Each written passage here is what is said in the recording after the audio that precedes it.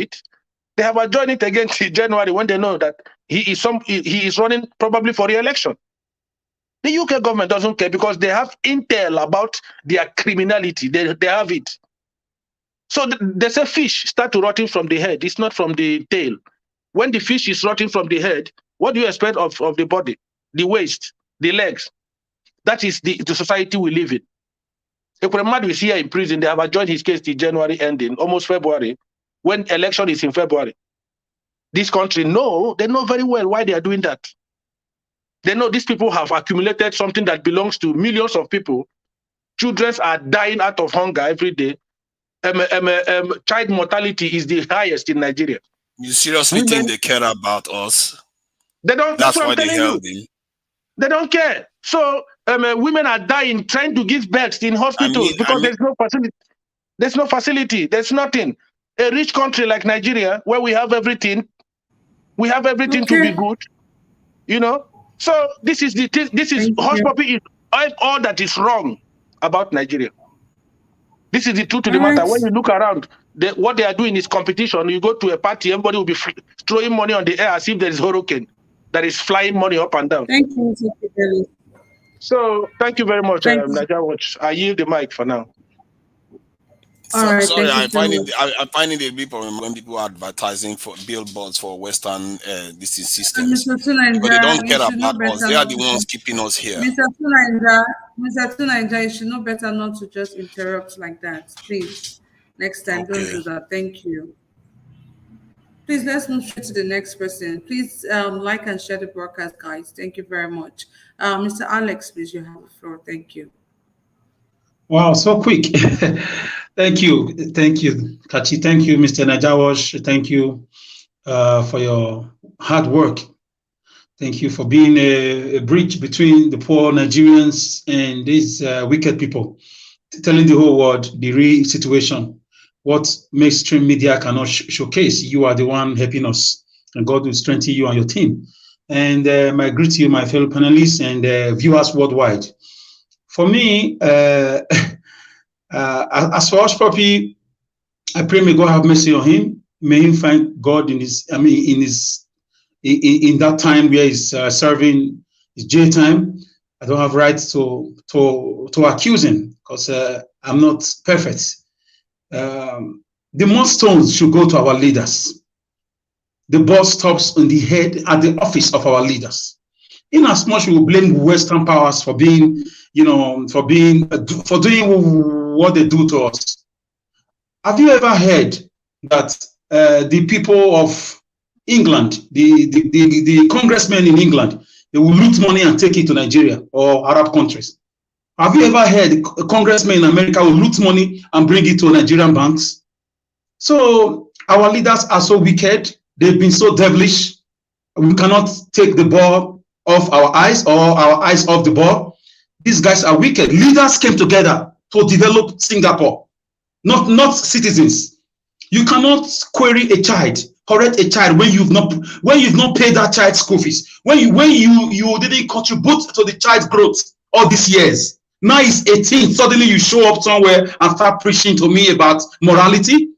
Hell no. So as America justice should take its course on him.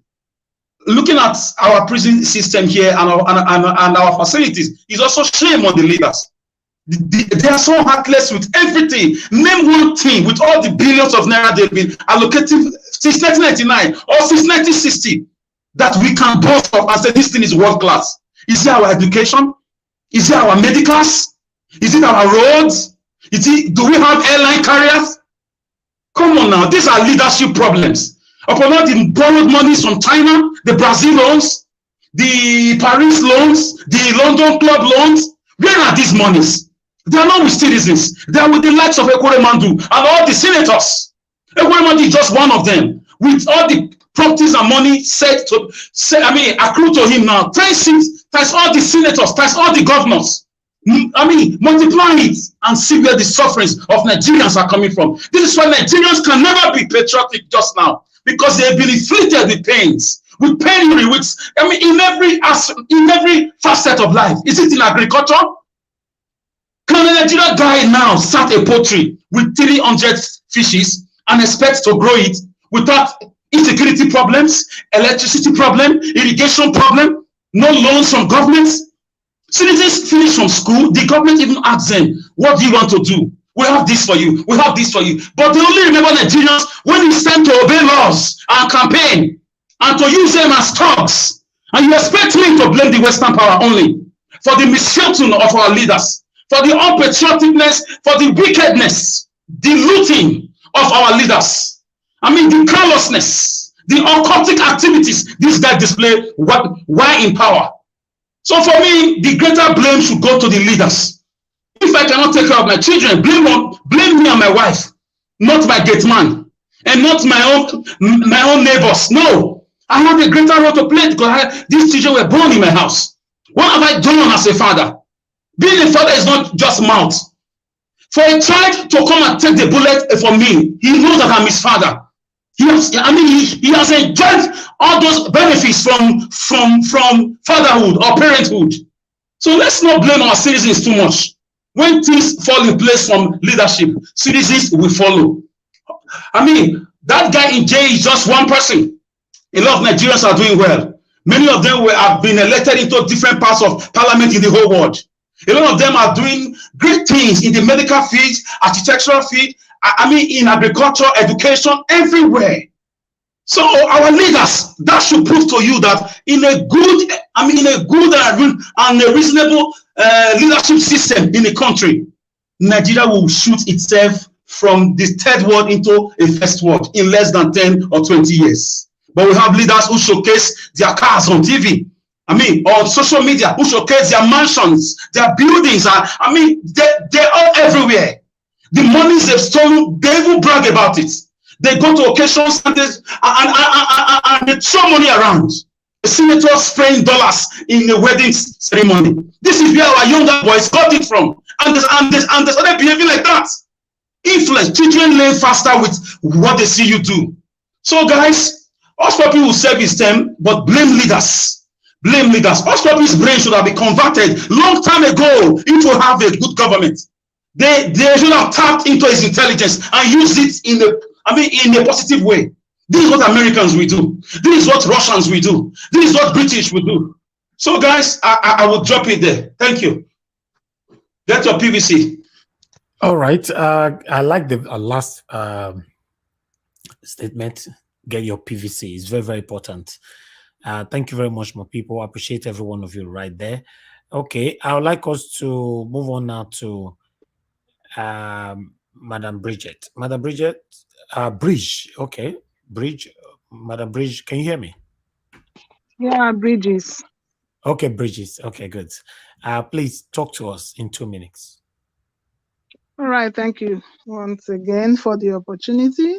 If you ask me about Hush Puppy, I would like to say that it's unfortunate that our leaders and the people who have found themselves in the corridors of power over time in this entity called Nigeria have not seen the role they play in destroying Nigeria.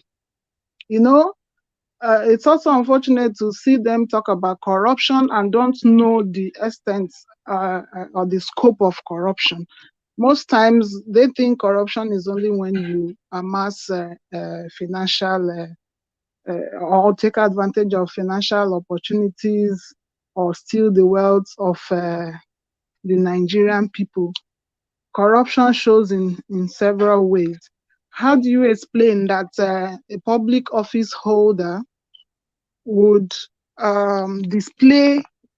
do this open display of wealth in a country where a lot of people are languishing in poverty? Let me draw a correlation between Dino and Hush Puppy. This is a guy that was somehow linked to Hush Puppy when the case started, but somehow he managed to not be in the spotlight. And if you ask me, I don't think his basic salary would be able to support the kind of ostentatious life he lives. And now because some of those things that may have been the suspicion of the people that has brought him to that level of affluence are beginning to wane, you will discover that he has found his way back into politics, attaching on Atiku to find himself back into the corridors of power, simply because if you leave him on his own, the McDonald's claims, or McDonald's franchise he claims is his major source of wealth, might not be able to sustain the kind of life he lives.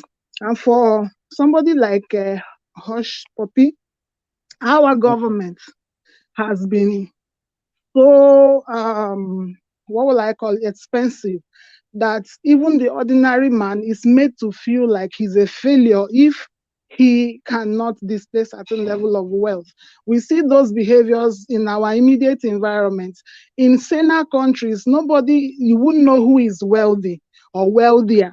You will discover that everybody have equal opportunities. No, your neighbor do not mesmerize you with his wealth, but because our government has it's also a poverty mentality. Like, you are opportune to find yourself in the place where you can break even than those who have been in the situation with you.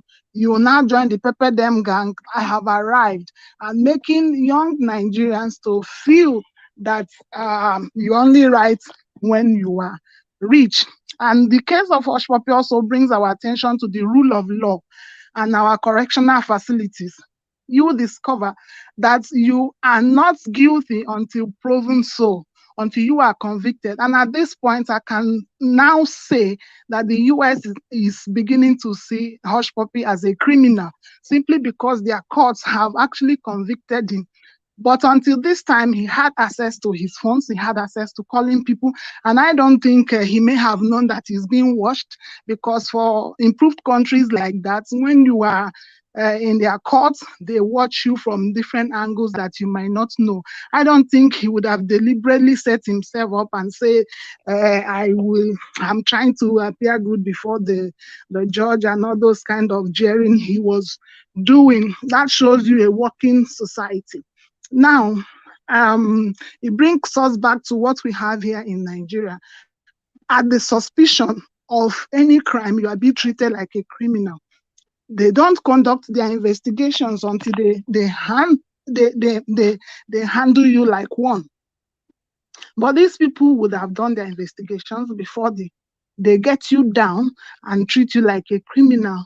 People who have that kind of ostentatious life, they like attention.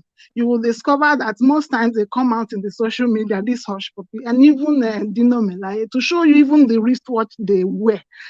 For what? How can you come and brandish what you put on your body just to make us feel like you have arrived? That brings us back to electing good leaders. The people we have now have not seen the roles they've played in destroying the future of our young people. Most of them have gone into banditry.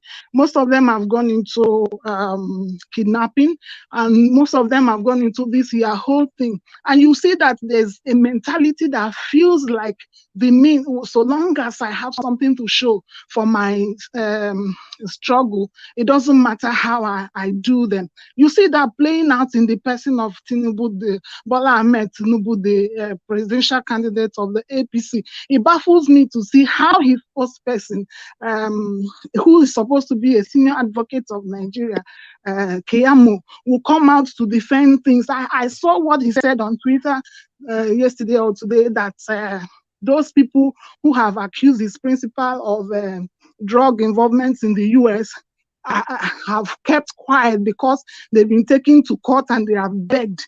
But how will somebody say so? We are indirectly intimidating Nigerians not to question their leaders, not to question those who want to govern them. And I think that's where we come in. Any right-thinking Nigerian will remember or know that enough of these shenanigans, enough of this arrogance from those people who are supposed to be teaching us how to be good. Now, for the Obaseki thing, denying Obi space for campaigns or all that. I think these things were treated in the peace accord. In that peace accord, things like this were mentioned. So I think the Labour Party should not keep quiet. They should take it to appropriate bodies that will look into these matters. Somehow, I don't like the disposition of the Labour Party in certain things. When you are in a battle, you have to also be in the offensive sometimes to be able to get your house working. Don't let anybody throw stones at you. Use appropriate quarters. We are not calling for violence. Use appropriate quarters. Put a caveat to whatever they will use to stop you, and make sure you utilize everything available to you to get the good Nigeria we are looking for. There are many things to talk about this night, and I don't think we have all the time. But so far, I would also say, let every Nigerian get their PVCs. If you cannot vote, encourage another person to vote. I don't see why diasporans cannot vote. Anyway, it's late to cry foul because these are people who contribute massively to the development of Nigeria. But I hope to see a government who will bring that to being, that people can vote and actually, because most times they tell us that we don't have anything to do except through the ballot. They will tell us that we elected them, that we cannot remove democratically elected leaders. They push towards those who they think we elected, but we know those we have elected. So they tell us we can only change them through the ballot. And if this is the time of the ballot, we have been waiting for the time of the ballot. Because when that happened, they said you can speak through the ballot. And this is another chance. If any Nigerian blows this chance, it will be another 8 years and maybe more of what you are seeing. Imagine we continue in the path we are now for the next 8 years. It's not going to all go well. And then I don't know whether we'll have a country to call our own. Please, every Nigerian, make sure your PVC works for you this time. Make sure you encourage somebody you know. Make sure you follow up on someone who has given up or has a party in voting out these people. And make sure you are part of the change you are looking for. Thank you. All right. Thank you very much, Madam Bridges. I really do appreciate your contribution. On the part where you said you don't know why we in the diaspora cannot vote, that is deliberate. They don't want us to vote because of the corruption that is going on in Nigeria. So the Nigerian government have always kicked against it for the aspirants not to be able to vote. So just imagine if we in the diaspora can vote, I don't think we are going to be stressing ourselves like this, who we win or who we don't win. Obviously, we in the diaspora, we know who we want. Yeah, they know why they don't want us to have the opportunity to participate in any kind of election in Nigeria. Thank you very much for that wonderful contribution. I'd like to move on now to Mr. Collins. Mr. Collins, please talk to us. Yeah, thank you for having me back, Mr. Niger Watch. I just want to thank the last caller and Mr. Alex. I think they spoke to my mind. That is what I wanted to say. You know, I can't believe that this 21st century we're still blaming the Western for our failure. People are still believing in this time that we should hold the Western responsible for our failure, for the failure of our leaders. So people in UK, people in the American government are telling our leaders not to build hospital, not to build good road, not to build good education. So I can't believe that people are still having this kind of mentality at this modern age, that the reason Nigeria was in this situation is because of the Western. I can't believe that. You know, we should stop, in kind of into the reason why Nigeria find ourselves where we find. The reason why we find ourselves where we are today is bad leadership. Bad leadership. That is where we find ourselves in this situation. Nobody in the North, nobody in the West, in the Western that come to Nigeria and say,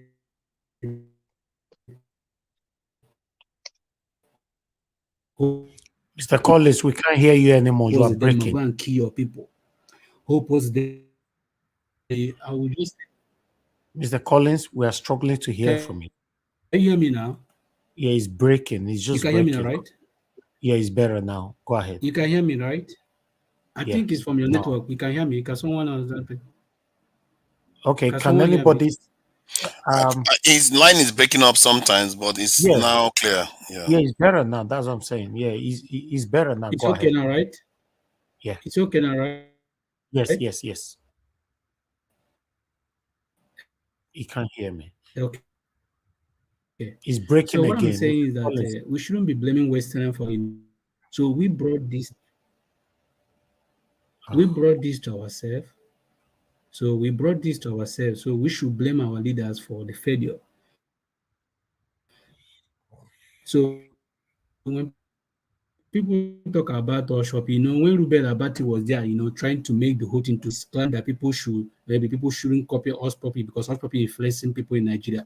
The same way that Ruben Abati is influencing people in Nigeria because he forget to say when a journalist forgets to speak, because if somebody like him can come out on national television and lies when you saw something that this is true and you lie against that thing, what are you trying to do? You're also influencing people in a bad way.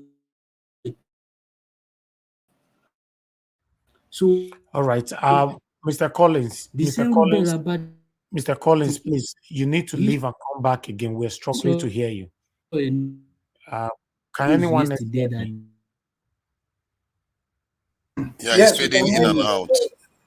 Okay, Mr. Collins, please come back again. Come back again. I think that might help. Okay. At the moment, let's talk to somebody else before you return back. Okay. All right. Thank you very much, my people, for your patience with us. Let me move on now to Mr. NCBD. Mr. NCBD, please talk to us. All right, thank you so much for having me. I had quickly stepped out the other time, so I didn't know if I was called earlier on. Hush Puppy. You see, the thing is that Hush Puppy, it's people were surprised how he's able to talk from the prison. He has a phone and all that. You know, definitely, I think it was made public that he had some kind of plea deals and all that, right?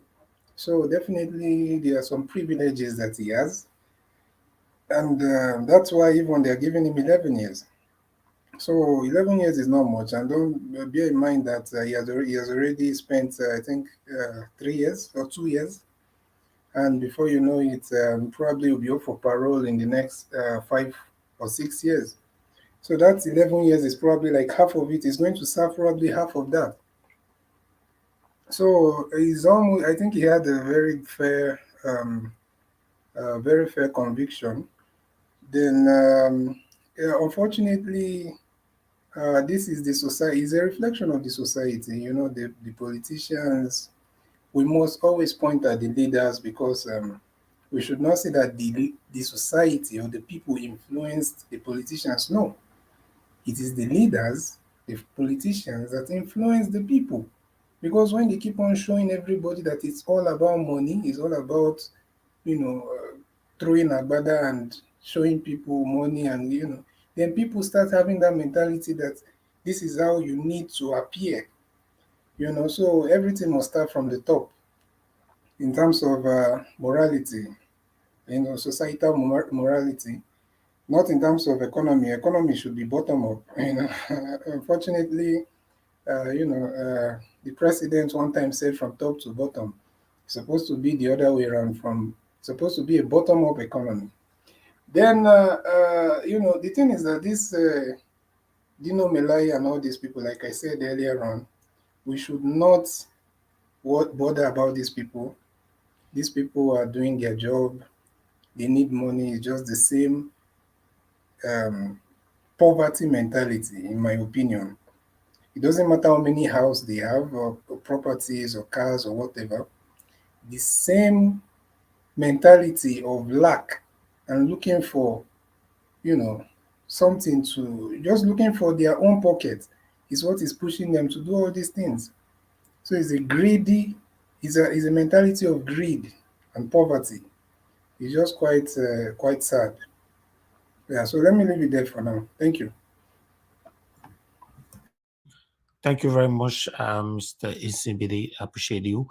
Just for you, thanks very much for joining us. We are rounding up now, although you still have your 2 minutes to talk on this. Go ahead, sir. Just for you. Can you hear me?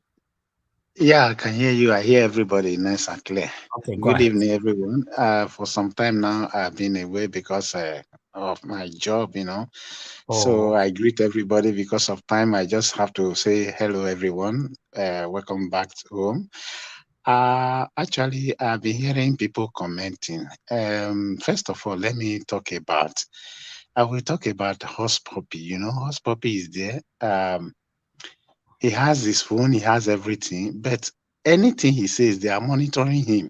They monitor him, they know the message he sent, they know the call and everything. So the human right is active there. Human right is active there. Fundamental human rights and rule of law is acting in Western world. And that is why they don't take that right from you. Being in prison is not, you look at him, is flopping, is heady. Because you have, I tell you, in Western worlds, when you are in prison, it will get to a point they will find job for you, and they will be keeping that money for you. When you leave the prison, that is where you will. That is the money you will use to start life. That is what they do there in Western worlds, especially in Europe where I live. So it is only in Nigeria you see prison yard where you are sleeping, is where you urinate, is where you choose, where you do everything. So it is. I just say something like that just to elaborate, just to exaggerate. In Africa, Africa prison is very very bad. It is the leader's fault, not the fault of Western world, or people are saying blaming Western world. So in this case, I want to blame two parties are involved: the electorate and the leaders. Now, as we are talking now, people are still bent on voting Tinubu. People are still bent on voting what they call Atiku. It's not because they don't know, but because some of them they just want to get kickback. Some of them are ignorant. Even you have what they call, I always use that word, educated fools. You have people who are educated, but their mentality is far backward. These are the problem we are having. It takes time for Africa to come up. I refer to the whole Africa because you look at the Western world, you look at when somebody commit crime, the person can never contest in any election, cannot hold public post. But look at criminals, they are the one we respect. They are the one with the holding post. It is sad. We cannot blame people. We cannot blame foreigners for our woes, our failure. Our leaders have failed us, and we have failed ourselves. Why? Because even you see this is a criminal and you still want to vote that person because that person promised you heaven and earth, and the person is not delivering anything. And you see people saying this is the person they want, even when you are telling them they don't want to believe. You see, they will not believe. These are the problem we are having. We have work to do in our continent. There's a great work we have to do, because for Africa to be like Europe or America or Western world, it will still take some decades, if not a century, because there are people, as you are talking now, people don't look at you as what you are saying is you are saying rubbish. I remember in 2014 through 2015 when Buhari was about to contest, I shouted, somebody almost fought me. Because I know the history of Buhari, how he jailed Abrusali. Abrusali was one of the best governor. He jailed so many people. He killed so many people. So you look at that. That was the time of Idi Agbon. We call it Idi Amin of Agbon that time. Idi Amin of Agbon, because he was like Idi Amin. He was very wicked. We know all these things. When Babangida took over, everybody were jubilating. But these are the people, this is somebody who came up, everybody, but the educated people still voted for him. You see people saying we can pay for Buhari. We didn't know Buhari would fail. How would you know? How would you know? Because you are not mentally sound. Somebody who is mentally sound, we know that this man was very, the man was very bad. He took, let us, I don't want to go into detail about that because we have our problem. The problem is the Africans themselves, both the electorates and the government themselves, those who are the leaders. All of us, we have work to do. We cannot be blaming foreigners for our woes, for our failures. They are not the one that will tell us to take our money back to foreign land, and we'll still go and borrow that money and be paying interest on that money. I tell you, look at the north, where you have most of poor people. Look at Naira rotting. I think everybody saw that video where you have Naira. Somebody dumped that Naira there. You don't use the Naira. You don't use anything, and people are suffering. You just how many of them that have that? There are very many. Accountable. It's because that one is discovered. This is the problem we are having in Africa. This is the problem we are having in Nigeria right now as we speak now. As you want, Tinubu, is it Tinubu sacked now to contest for election? Look at the criminal. When you look at Tinubu, sometimes when you look at his face, I'm not saying he's taking drugs, but it's like somebody like that. You look at him, it's not mentally sound, he's sick, he's fake document. This person is supposed to be in jail. But these are the people that you see that people are still clamoring for. It's my person. You know, for us to say we have a clean leader, we have to eliminate that mentality. This is my man. This is my tribal man. This is my religious man. We have to eliminate that one. Until that one is done, Africa will still remain the same. Because you that are fighting for Africa, they will come after you. The people will gang up against you. It is it's a sad story for all of us. For Edo State, Obaseki, I don't know what to call that man. I don't really know. Somebody just said one thing. It's not every time that Labour Party have to take everything easy. At least they know that Labour Party is going to win. So they are doing everything possible to make sure he doesn't come to power. Because it is only that saint. I call him a saint because it's only that saint that will come to power and arrange Nigeria. Apart from him, is it Kwankwaso, the fourth person now, the fourth party now we are talking about? Is it Kwankwaso we want to say now? Kwankwaso that you give out contract and you take some percentage back. This is somebody that just put somebody in prison now. If we know, so he put somebody in prison because he said it's a corrupt man. These are the things the leaders have held Nigeria ransom. How do we take this Nigeria from them? It's a very big problem. Unless all of us work together or we go extra mile. And how do we do that? I don't know. Because we are talking about Peter Obi now. People are working how to make sure that he doesn't come to power. People are working tooth and nail to make sure that people like Keyamo and all of them, but they know the truth. But because of what is coming to their box, that will not allow them to do the right thing.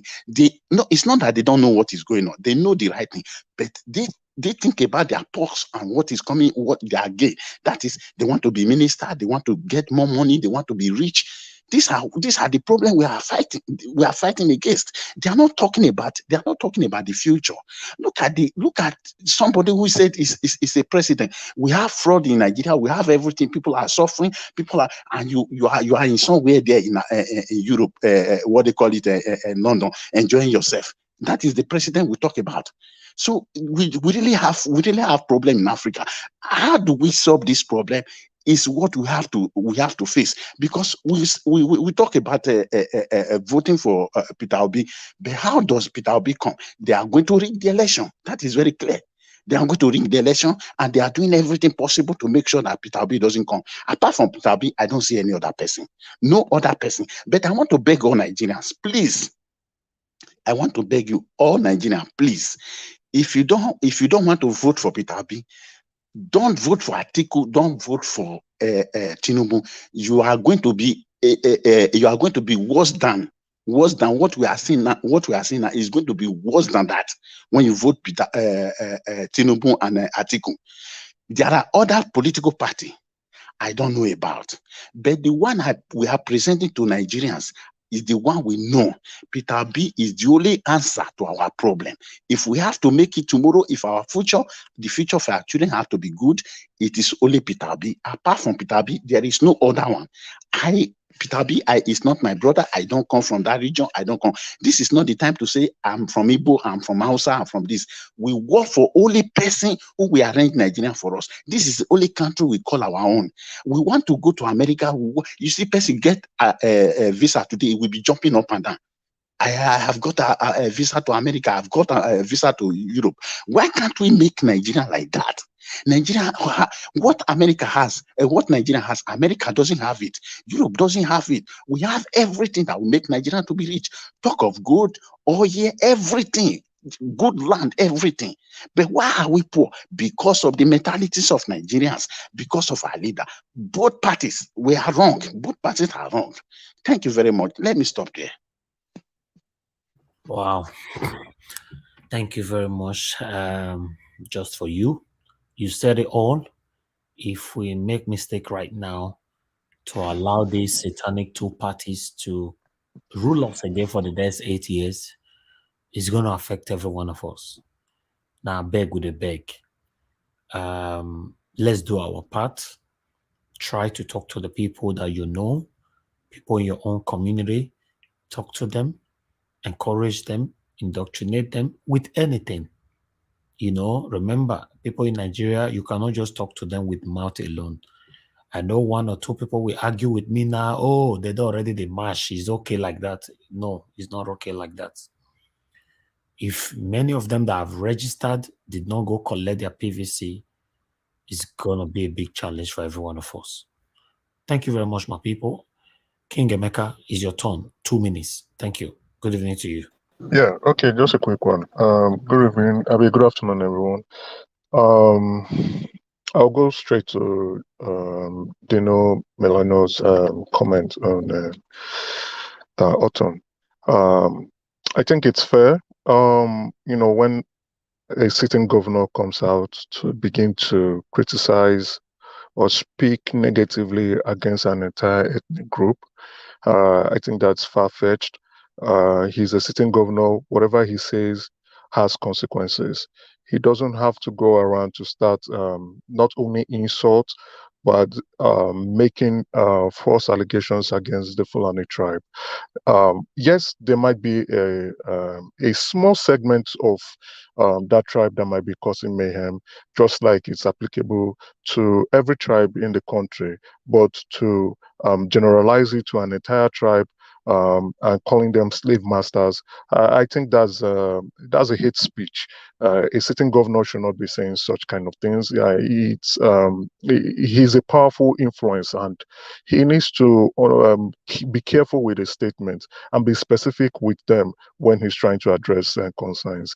And again, we all know what the underlying problems are in terms of the 5 aggrieved PDP governors.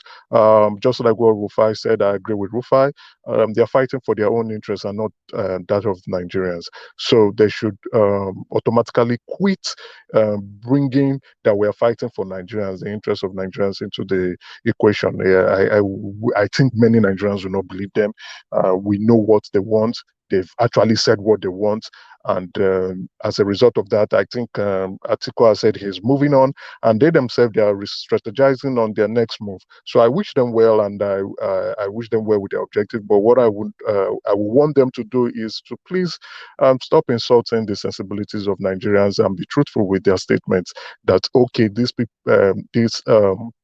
Ayu and Atiku are not agreeing to our terms, and as a result of that, we would not want to work for them. I think that would be much more believable than coming around to tell us that they're fighting for Nigerians. I don't believe that. And like what Dino has said, Dino has,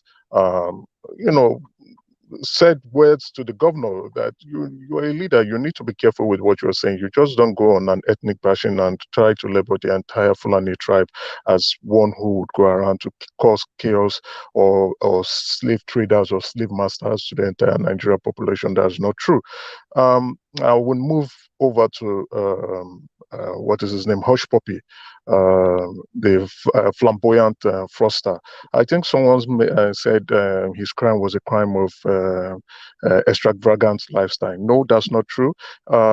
He committed financial crimes, which includes wire fraud and money laundering.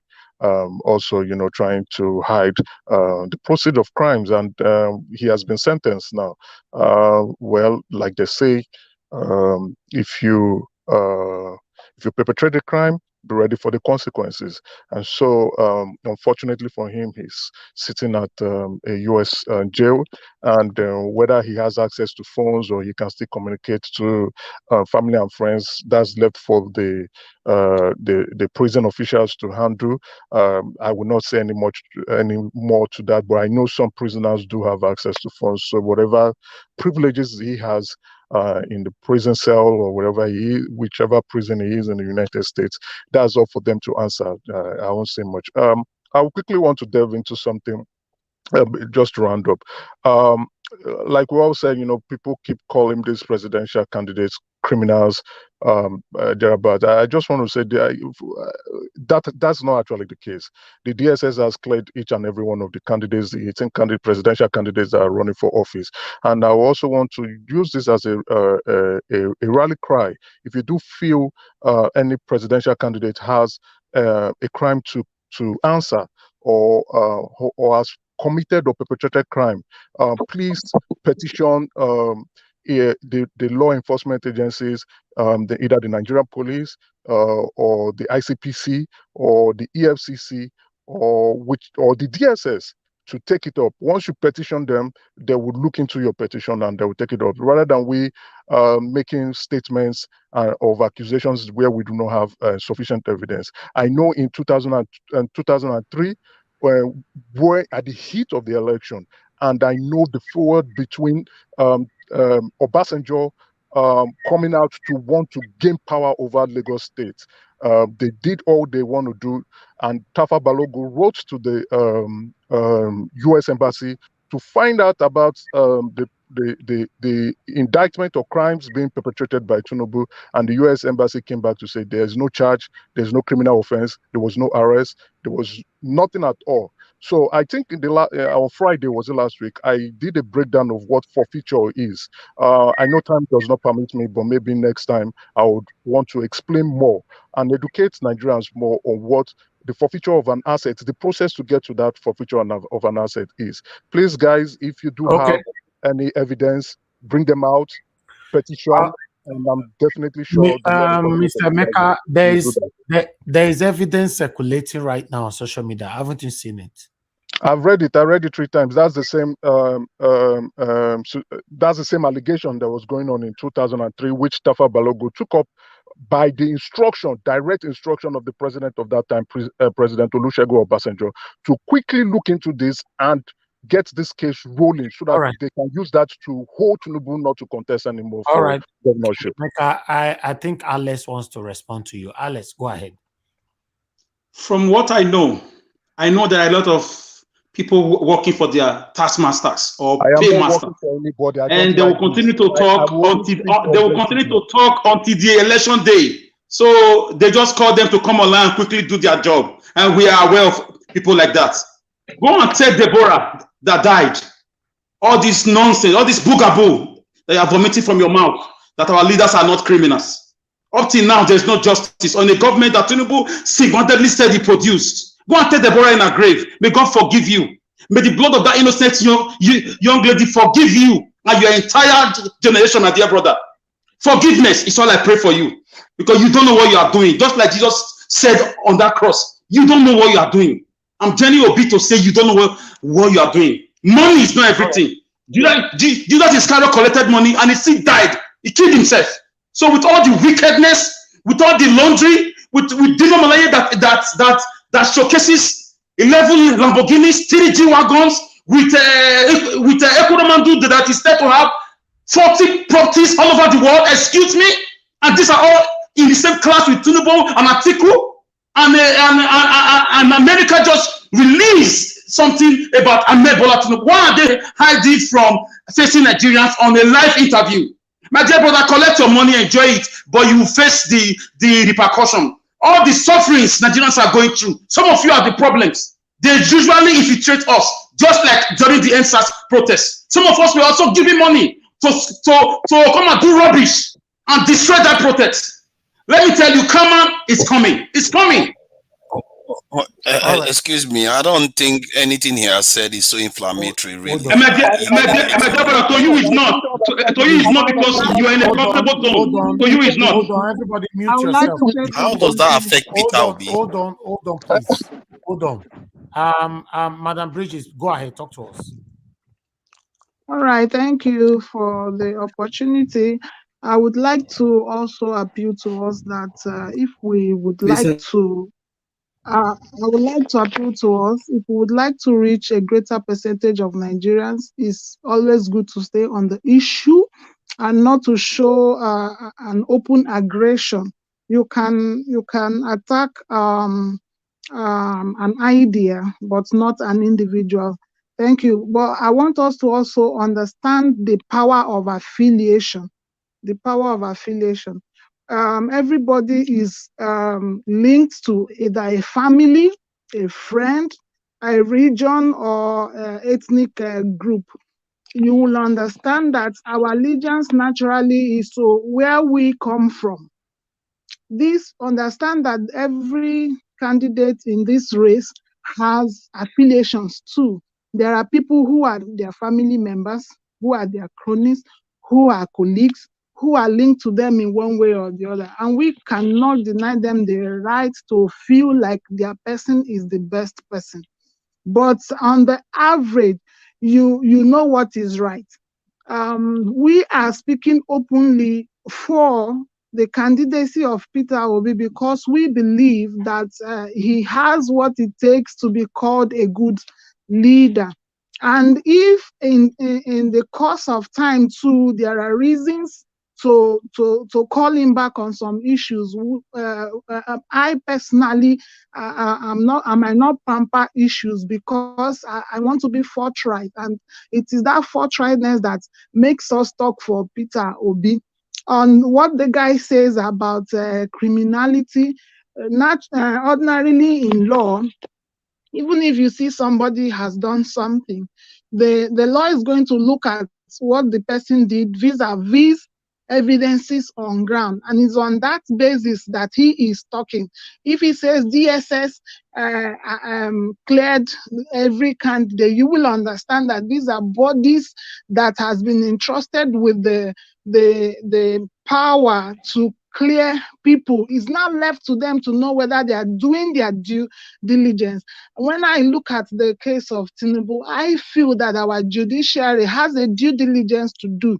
And I pray for a time when we will have a judiciary that steps up to their work. And I see that generation coming. It is the generation that is rooting for a good government.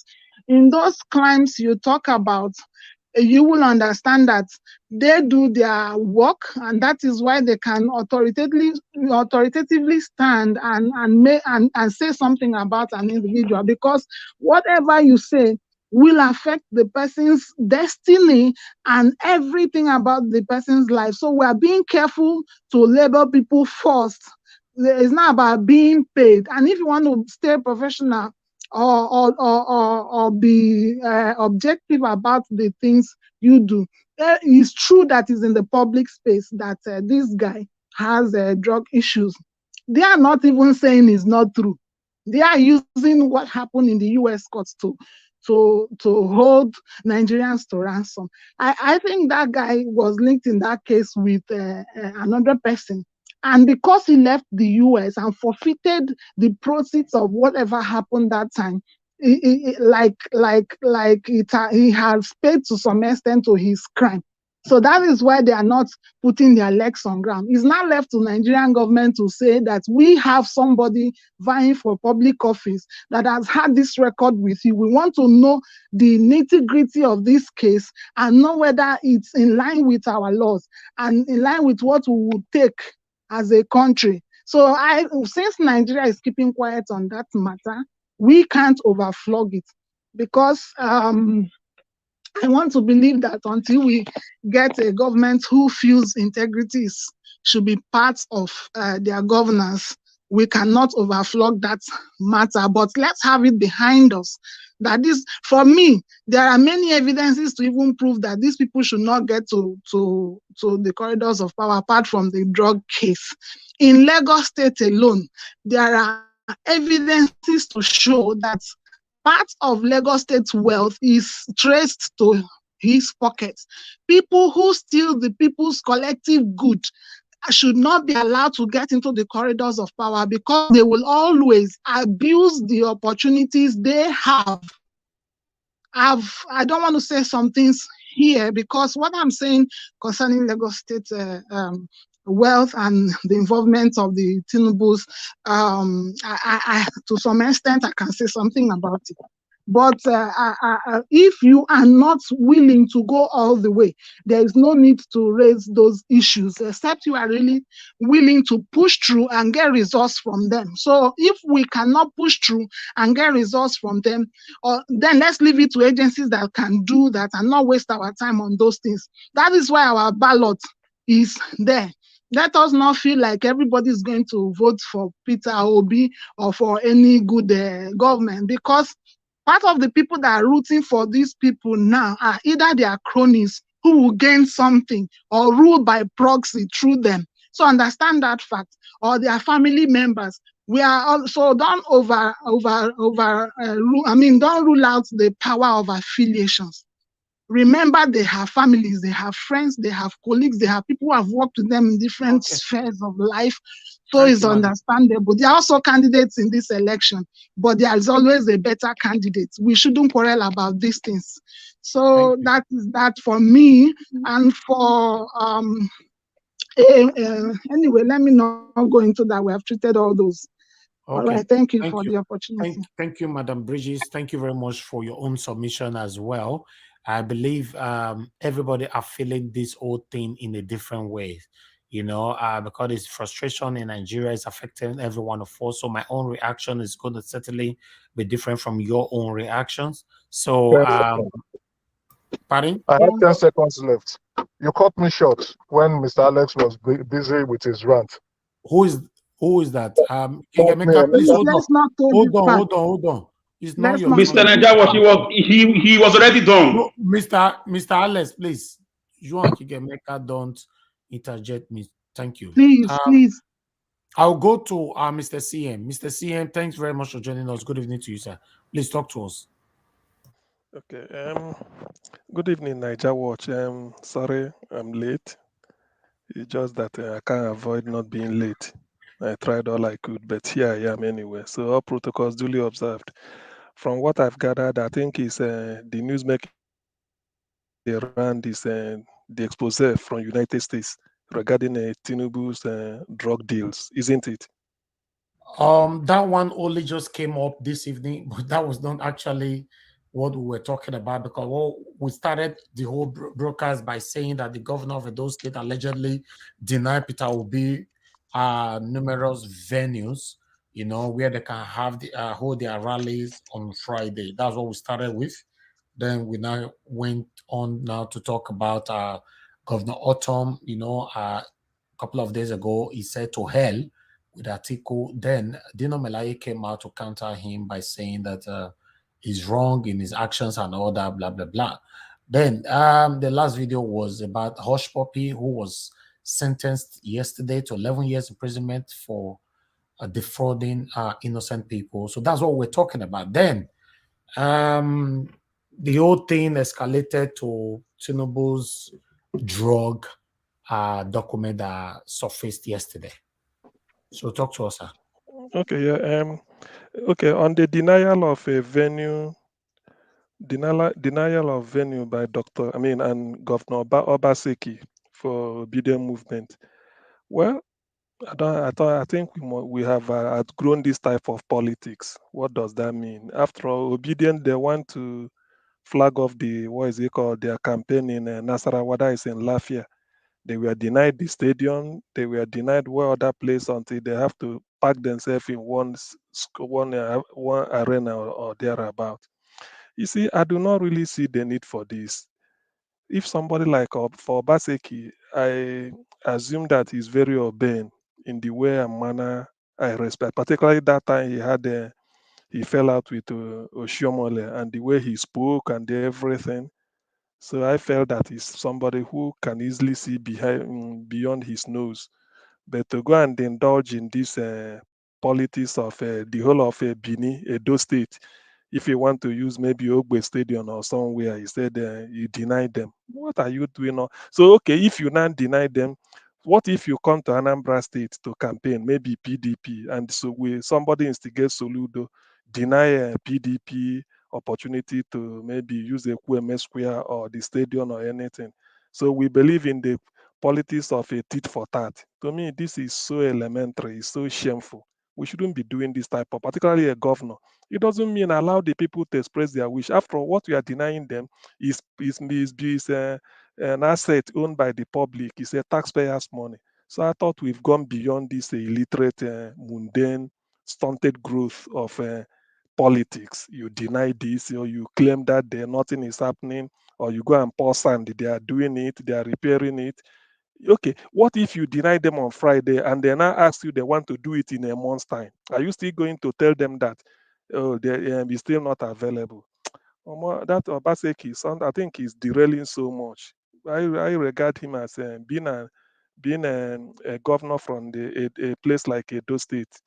I regard him as somebody who should understand. And then he has been in a tight corner in which the people rally around him. And these are the common people. Yet he's trying to play the politics of a garrison. Obasanjo did 1999 to 2007. It's a very big shame anyway, but whatever it is, you can't stop a moving train. Obedient is like a locomotive. Even if you do not want them to assemble at a particular spot in Edo State or maybe Benin for that matter, they will always find somewhere to meet. As simple as that. Even if you give them one primary school, they will so populate it that you will be ashamed. Do what about those online? So it's a shame. He should have this opportunity for him to show statesmanship or to show that yes, he's a neutral person. He believes in fairness and let me not equity, just say fair, be fair to everybody. But he's not doing it. Well, it's a shame.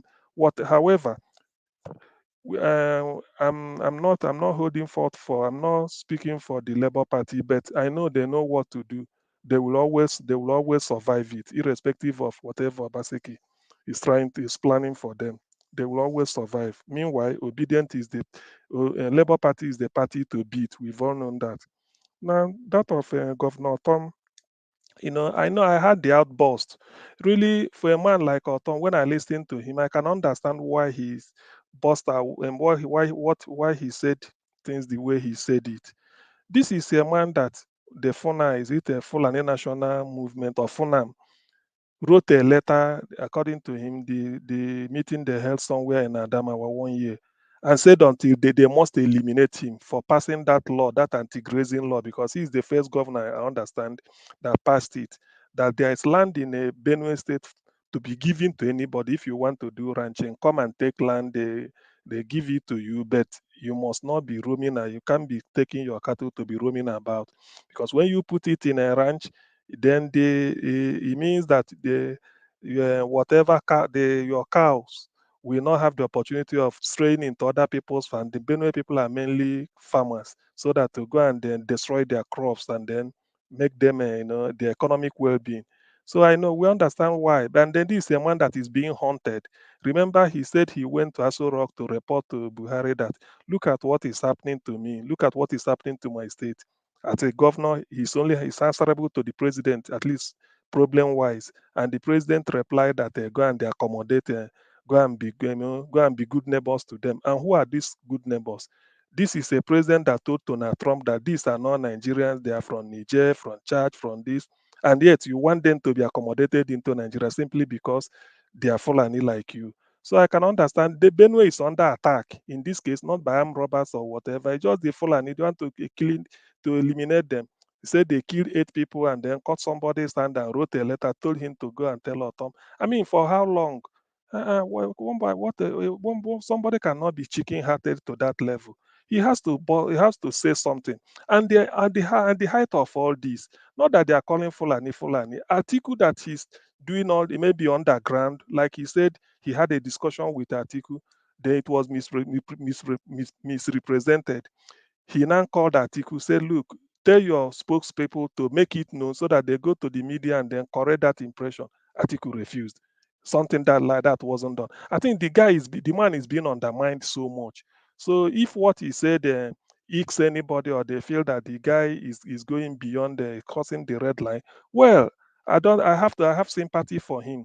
On the other hand, they are in refugee camp even before the flooding. So you can imagine what is happening to Benue State. And Benue is not a state like Rivers or Lagos that you can say they have money, they have the means. So, and then for this type of thing to happen, and then they send I can't even call Dino attack dog, because Dino to me is not educated. This is a man that claimed he went to Harvard University, he got a degree, say he has 7 degrees.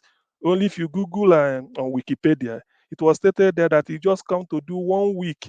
Something, all this type of stores course you do, then in the end you print the certificate by yourself, already signed, you print it, it's online.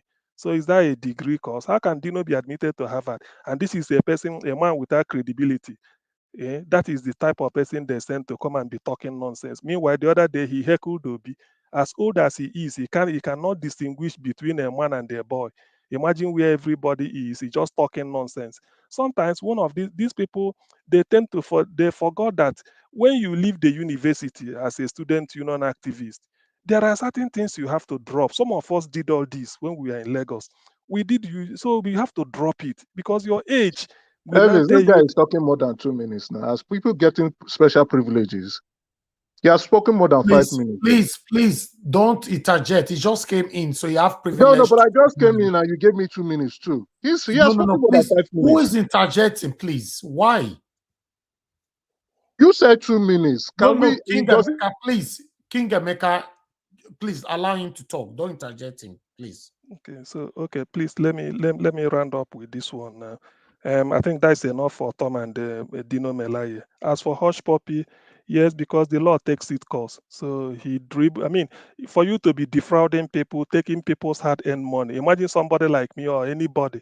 Some people are doing 24-hour job or 12-hour minimum wage or all this type of thing. All of a sudden, then they become a victim of your whatever, your callousness. So thank God for American system of justice. At least that will serve him better. I wish America will outsource something like our judiciary to US so that they can be dealing with our people. All these thieves, political thieves you see up and down like Ekweremadu with 40 houses. Then I want somebody who will take me up on Ekweremadu. Ekweremadu is representing Enugu West senatorial district. His local government is called Aningri, ANIRI. So that is, then his village is MPU, Mpu, MPU. So somebody should go there and tell me that this is a person representing these people from this area since 2003 in the Senate, close to 20 years, and yet he's having 40 houses all over, the ones we could discover, not to talk of cash lodged everywhere. I mean, Hush Puppy, if there's anything, I wish America, if maybe recommend it to Peter Obi, that if you get in, American FBI should help them to fish out wherever any Nigerian is. Give it as a contract. I will support that because we are trying to repatriate funds and at the same time discourage people from embarking on this type of thing. In Nigeria, people will finish university, do all sorts of work, maybe a menial job or whatever, taking out a living, professors unpaid, people's putting in 24-hour, a normal day's job to be able to feed, and somebody will just because he felt he's smart and then be defrauding people and tarnishing the image of the country. So as for that one, right. if it degenerates to Tinubu's own, I think what we should do here is anybody who is speaking in favor of Tinubu, that Tinubu should be president, I always say it. I can excuse somebody in Nigeria rooting for Tinubu because the person cannot see beyond the borders of Nigeria. But anybody in the Western world, Europe and America, asking for Tinubu, the person should tell us that the equivalent of Tinubu in America, in Europe or Canada, can the person recommend the equivalent of Tinubu in those countries for presidency? Otherwise, why are you recommending the drug you will not take? The poison you will not take, why do you recommend it for Nigerians? And this is where I hate the hypocritical posturing of most Nigerians in the Western world. Rather than bring out ideas on how our homeland will be good, people are over there because when they give you money, you are in America or Canada or anywhere, relaxed, enjoying the dividends of living a fairly good life, whatever it is. then you are recommending equivalent of Tinubu when you know that the equivalent of Tinubu in Nigeria, in America, should be in prison. In Canada, the same thing. Yet you are in the Western. All right. Into office. Thank you. Thank you very much, Mr. CN. I can see we have Man of Prestige here. Man of Prestige, good evening to you, sir. Can you hear me? Yes, good evening. All right. Naja was sorry. I've not been able to come like I wanted to. But anyway. Naja, have you been seeing my message? Sorry about that. Who's talking? In CBD. I had sent quite a number of messages to you by the side chat. I don't know if you saw them. Okay. All right. Okay. Go ahead, CBD. I'll come back to you, Man of Prestige. Sorry. Okay. CBD, yeah, sorry. Go ahead. Yeah, thank you. Sorry, my brother, Man of Prestige. Thank you for giving me your space. Oh, no problem. Okay, go ahead. Yeah. So, well, I just wanted to point out this thing that some of us keep on saying. I think at this point, it's more like we are closing we are deciding. For the lack of better word, or let me not just say it, but I think we are now trying to really sideline our own humanity, because someone like Ortom, why do people keep on trying to blackmail him and gaslight him, saying that he's talking about the Fulanis and all that? Is it just okay? Now, Ortom has never come out to say that he's talking about the entire Fulani. But now, when in a situation, what has been happening, you have people like, what are they called? Mietiala. You have people like this Fulan. These are sociocultural or whatever group that represent Fulanese. These are the people that are writing to Ortom, warning him, and you're saying that he should not use the word Fulani. You just imagine, for example, if Ohaneze Ndigbo or whatever, or all those other Afenifere starts writing to someone from another tribe, telling them that if you don't do this and that, do you think that person will not refer to those people as Fulani? So it's not like he's just dealing with some 1, 2, 3, or even if there are 100 headsmen in the bush.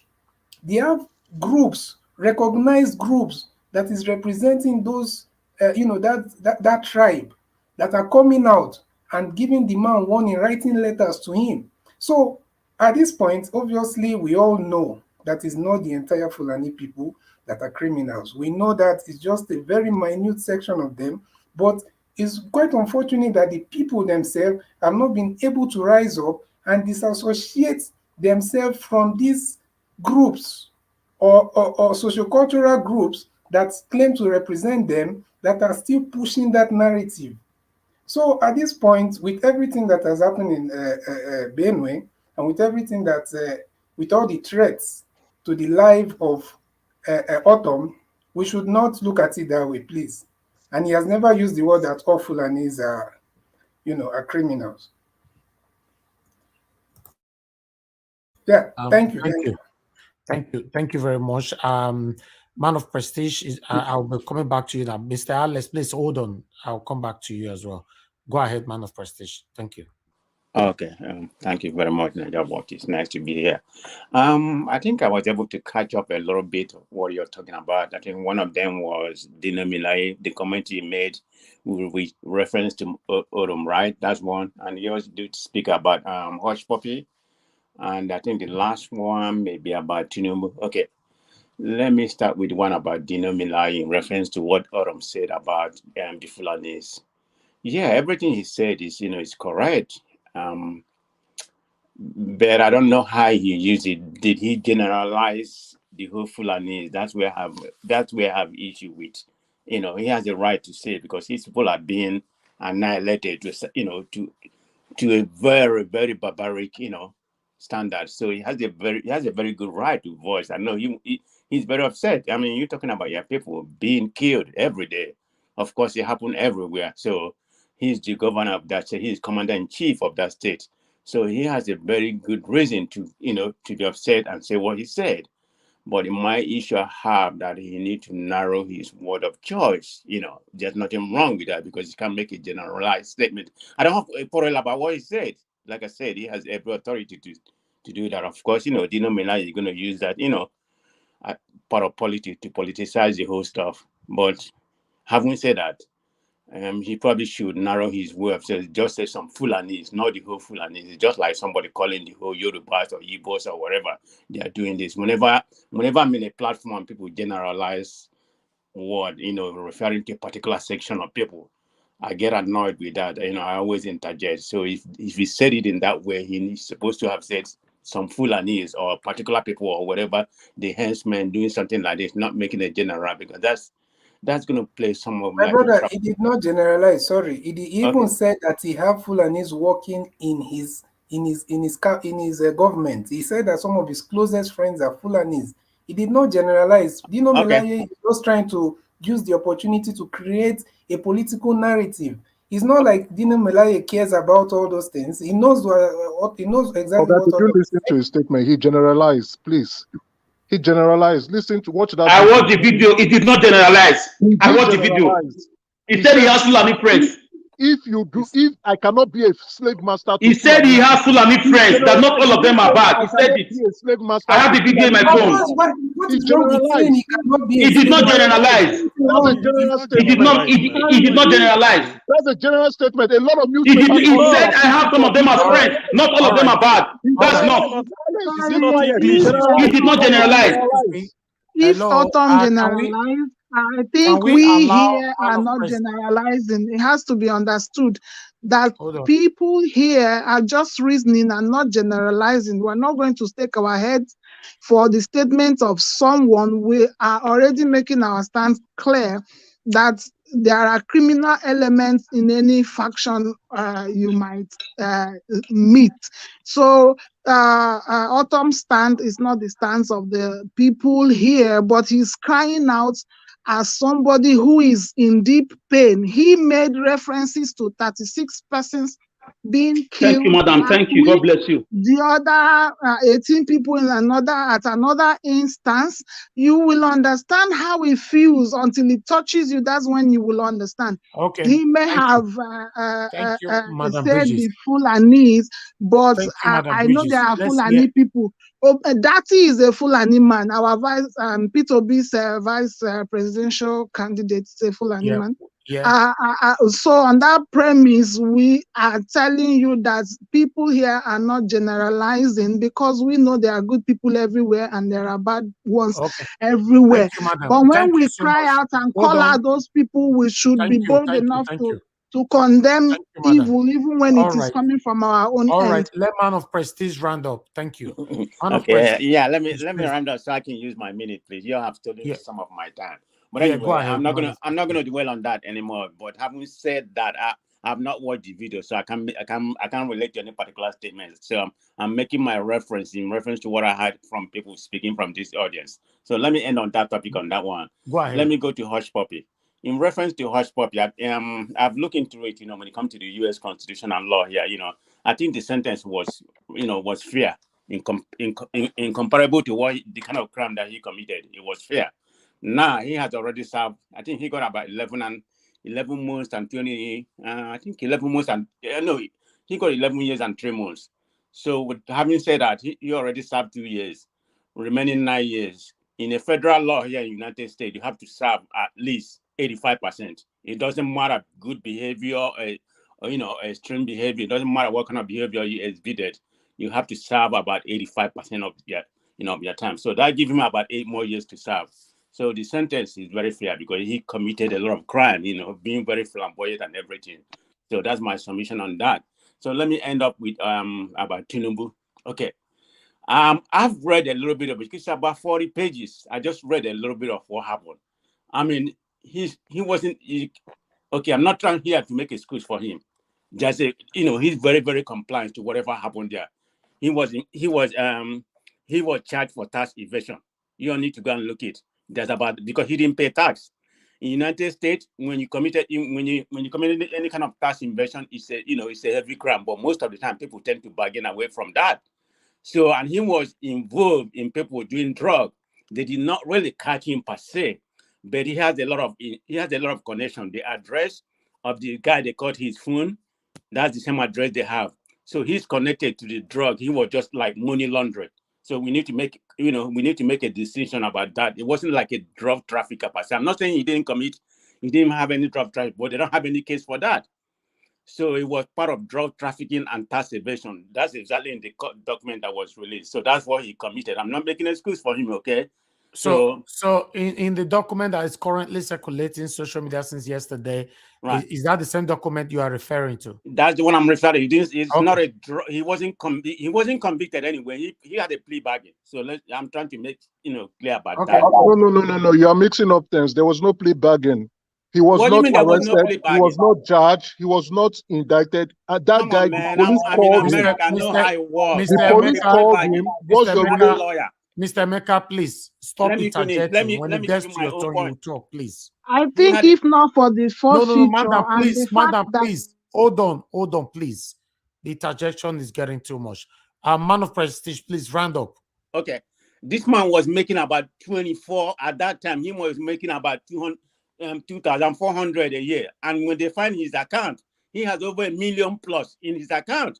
So somebody, two guys from Nigeria collided with him in this drug trafficking. They caught him, and they was convicted. So Tinubu was involved in it, but he was not charged. And he had a plea bargain. He has a good lawyer. He wasn't even in the United States when this happened. He was already in Nigeria when this happened. So they did everything over the phone. He was compliant to everything that happened, but he was not really caught. So it's not like he was caught for drug trafficking or whatever. It was caught for money laundering and tax evasion. Really careful. He was there, but he was not charged. He had a plea bargain. All right. That's the bottom line. Thank you very much, man of prestige. Thank you so much. Thank you. I think I've given you enough time. Thank you.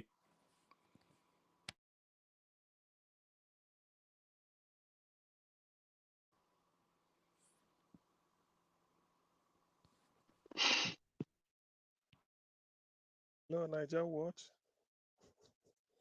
Hello. Is anybody hearing Niger Watch?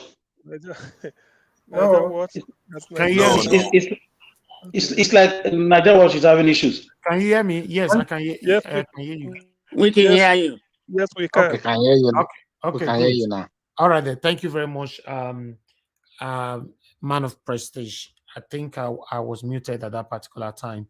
What I was saying is that because everybody have contributed, we're supposed to be ending this show right now. But Emeka have called me out saying that I gave some people more time than him and all that. No, you are wrong on that. You were given 2 minutes and you talk for 5 minutes. And in most cases, everybody that normally come to this platform know that when you are given 2 minutes or 5 minutes, please don't interject me. Anybody who interject me, I'm sorry. I don't want to be rude this evening. I will remove you. Anybody that would normally give minutes on this platform know that nobody have ever kept to their minutes.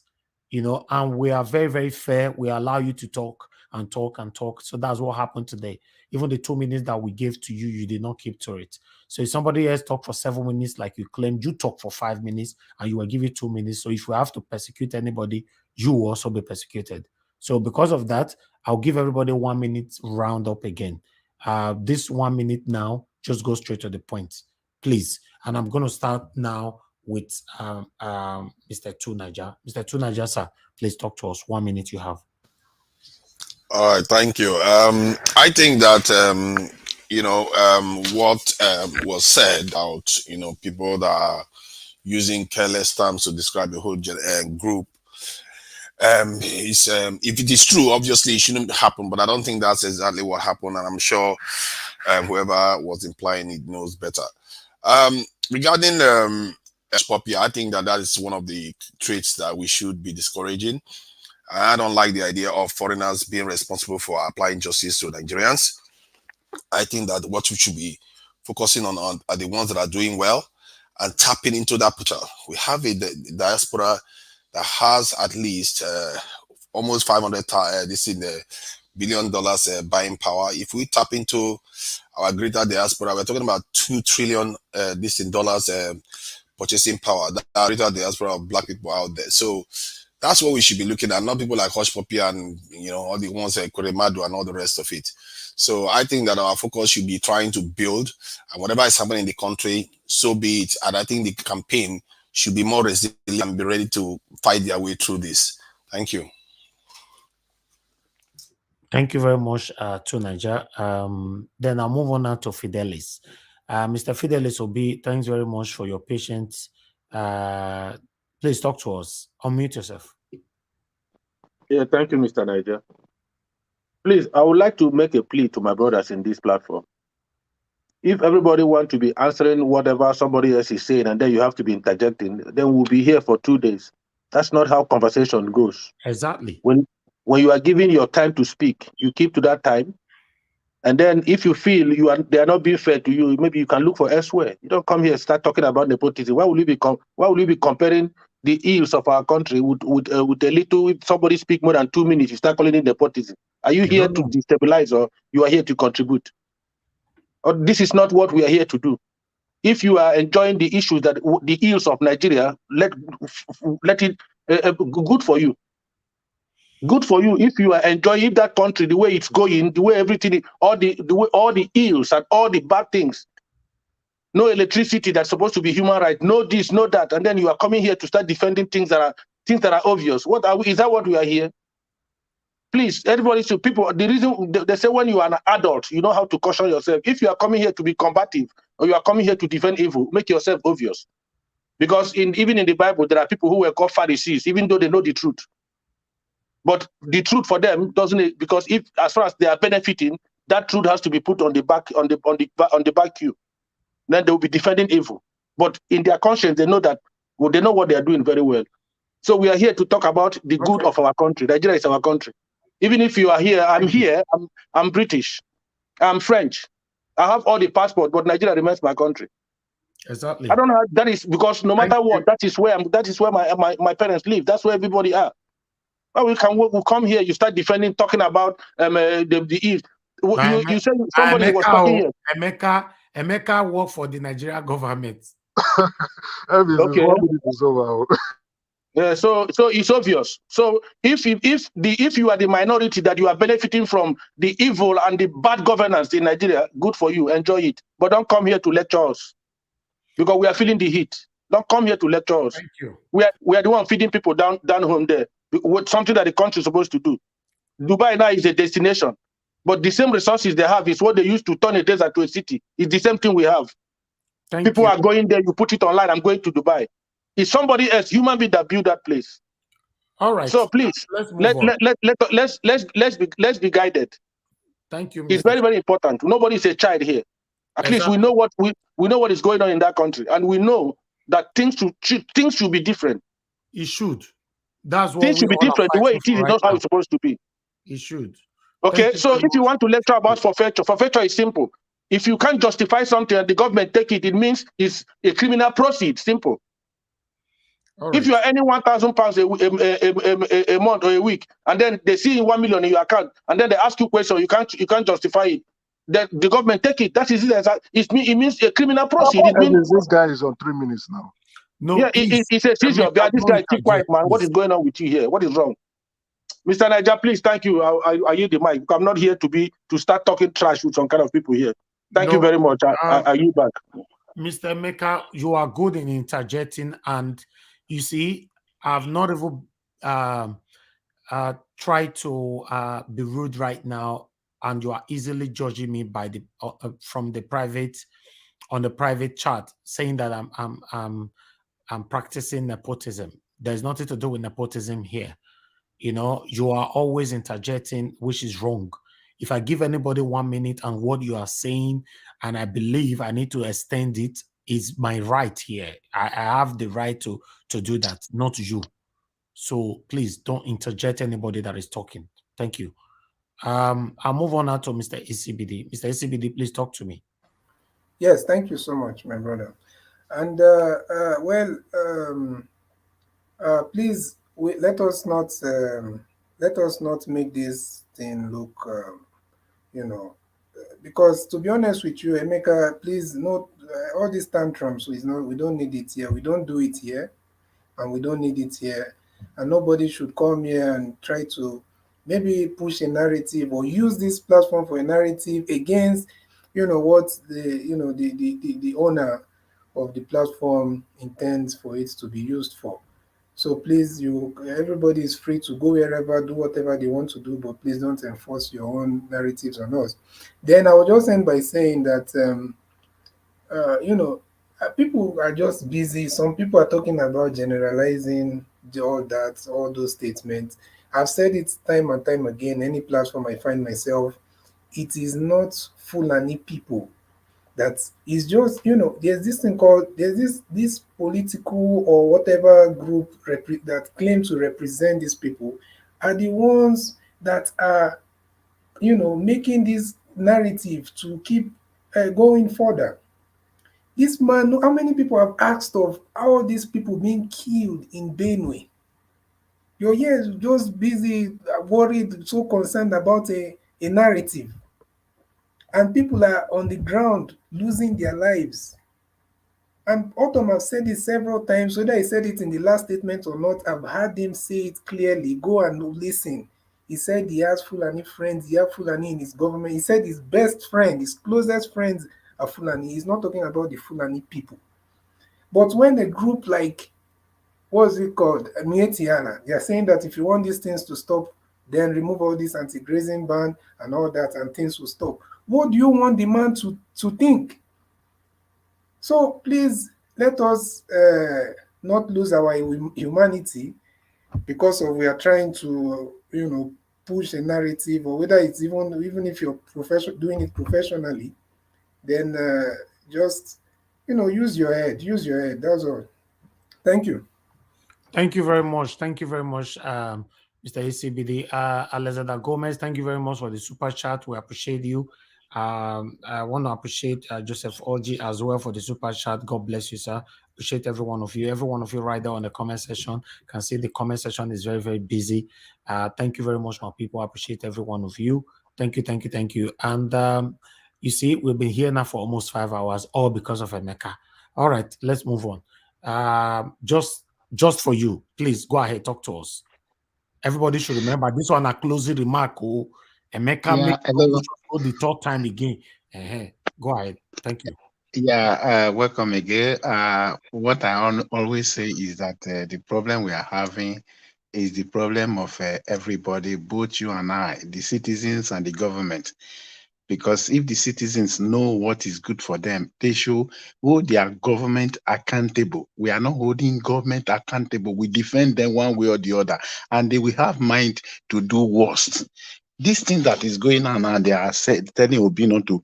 If you watch Okugbe, I think day before yesterday on television, he said he has gone around to many places and they deny them, including that Nasarawa state, that they don't give them space.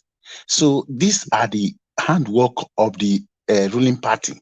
That is, it's a crystal clear. All these people that they are denying Labour Party for, because they know that this is the principal, the only party that is fully against them, that we deny them. So let us hold our leaders accountable. Anybody coming here to defend any of our leaders, you don't mean well for Nigeria, because we see what you are enjoying in diaspora, especially those people in diaspora. You see what you are enjoying, and you have the right to come and defend a Nigerian government or leaders in one thing or the other. My dear, I want to tell you, it is very, very wrong. Let us hold our leaders accountable. That is only where they can change. Thank you.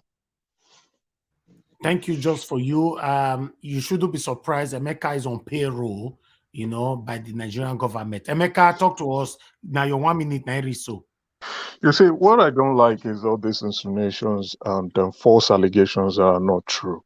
You don't know me, and yet you claim that I work for the government, even after numerous times that I've said, no, I do not work for the government. So why do you defend the government? To say, yes, I work for the government. Then why do you defend them? Why do you defend them? And I have said this multiple times. When the government have failed in their duties, I will criticize them hands down. And once the government have done something that is right, I would applaud them. I am being objective, and I will continue to be objective. I will not be blindsided, neither would I promote nepotism or take one side. That's not me. I'm never going to be subjective. I would your 1 minute the government. Now, Ortom has apologized according to Guardian 3 hours ago. If he has not made an inflammatory statement, he would not be apologizing. He has apologized and said that nobody should be angry. And let me read his statement now. He was generalizing. He said, please, I want to know that my amount to this logical fallacy, and I want to say to those who are offended by my remarks, I am very sorry. I don't mean that. He said, after the Northern Elders Forum has called him out on his statement. I listened to that statement and I watched him carefully and I was astonished by his behavior. This is a sitting governor. If it was just Dino, I would say to hell with Dino.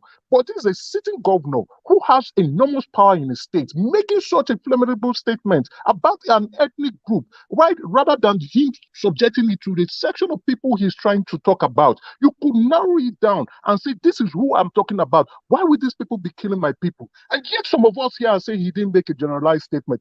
Are we deaf or don't we hear things anymore? And thank you very much. Let me not say so further. Okay, thank you, Emeka. Now 3 minutes you take talk today. Now 1 minute I be give you. All right, let me move on to Madam Bridges. Thanks very much for your patience with us, Madam. Please go ahead. 1 minute. Thank you. I think that there are certain times in our lives when there will be an outburst, like the one Obi expressed the other day. Anyway, nobody wouldn't be after several engagements. I think that came from exhaustion from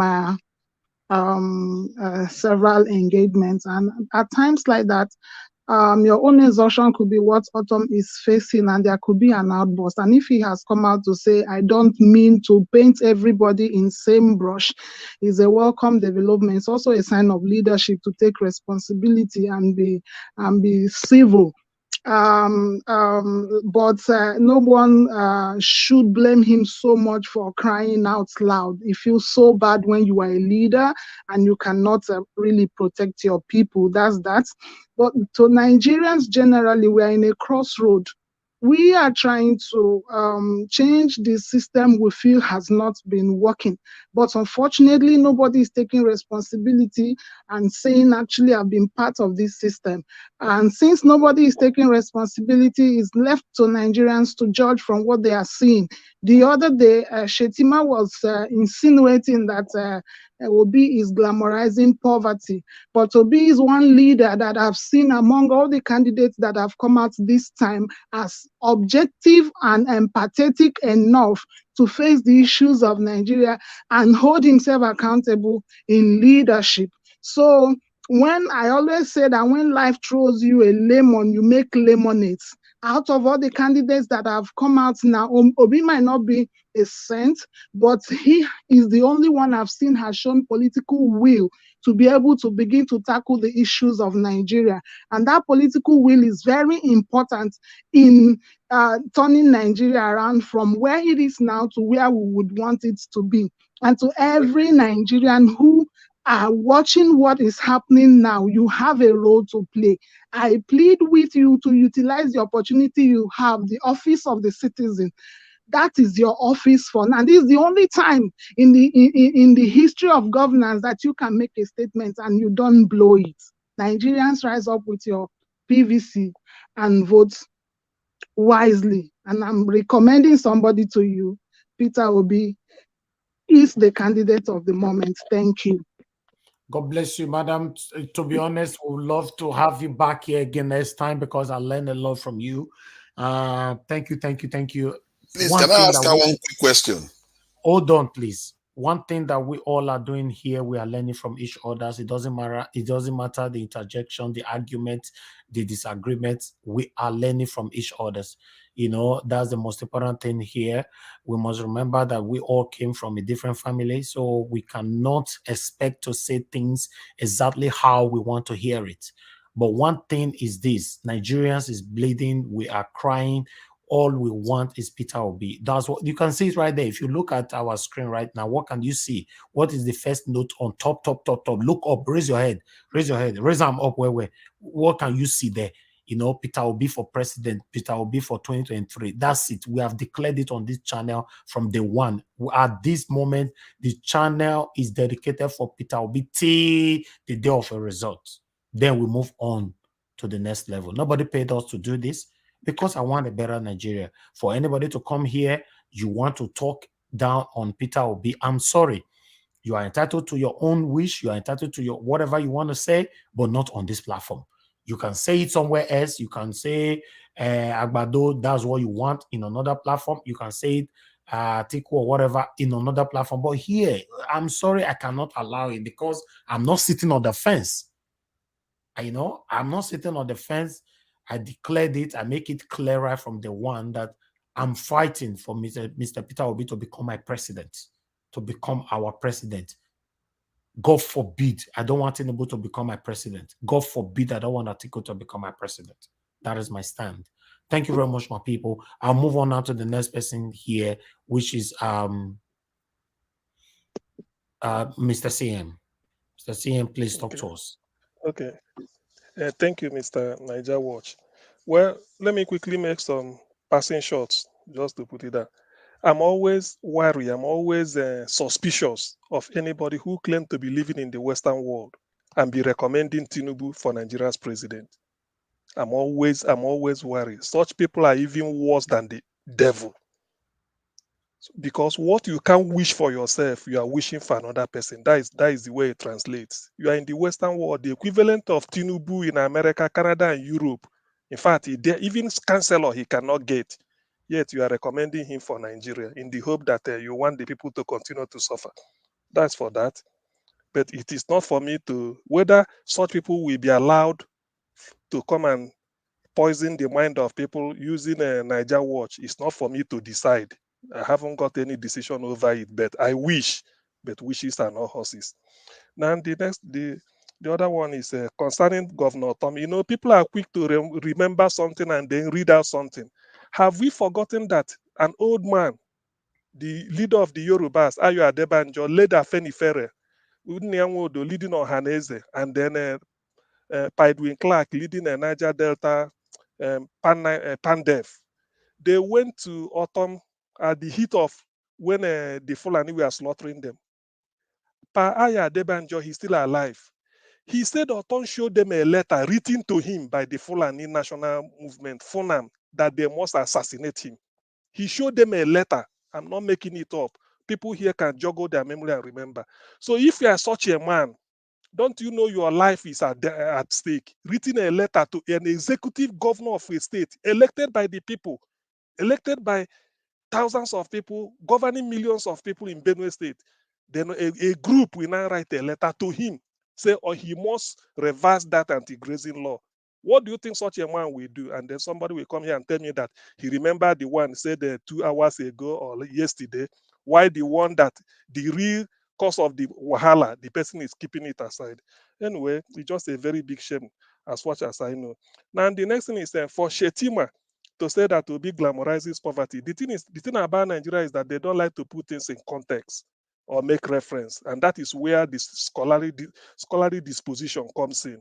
If Shetima is saying Obi glamorizes poverty, the best thing to do is, Shetima, you were governor in Borno State.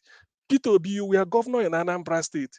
Why I like the white people is that they always like to data. They work with data.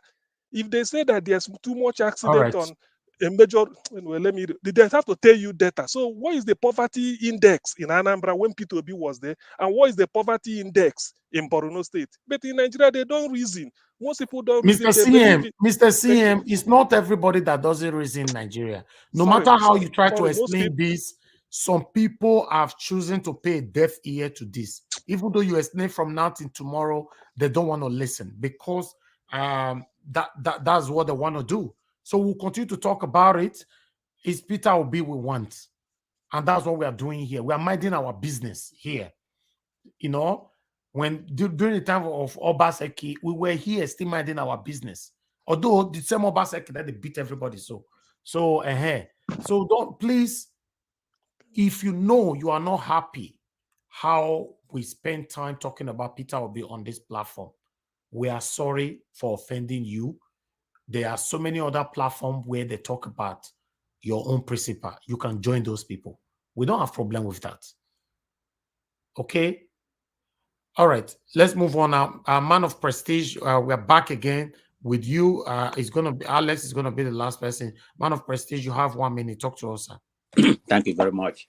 Yeah, when I came here earlier, I was ignorance of what Ortom said and everything because I've not watched the video. But when I use the word generalization, I think I got it from the talking point here.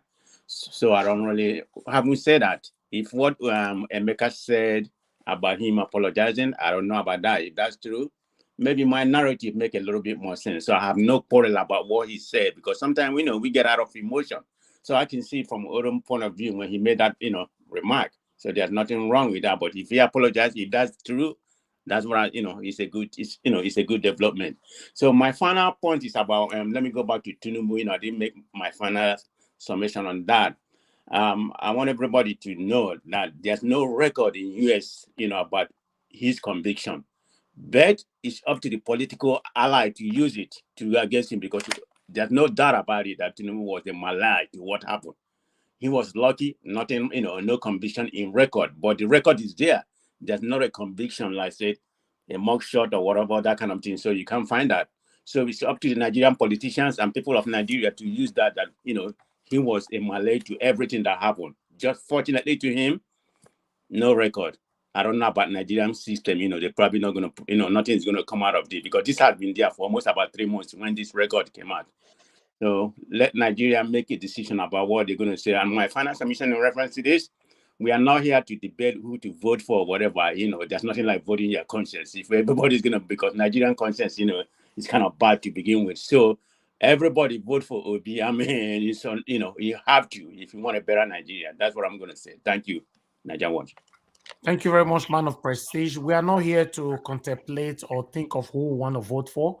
We are here, to sell our principle, Mr. Peter Obi. There's no other. We don't have another choice, no other option. It's only one person. That's what we are doing here, and we are doing it 7 days a week on this platform. Thank you. Now, Mr. Alex, it's your turn. 1 minute.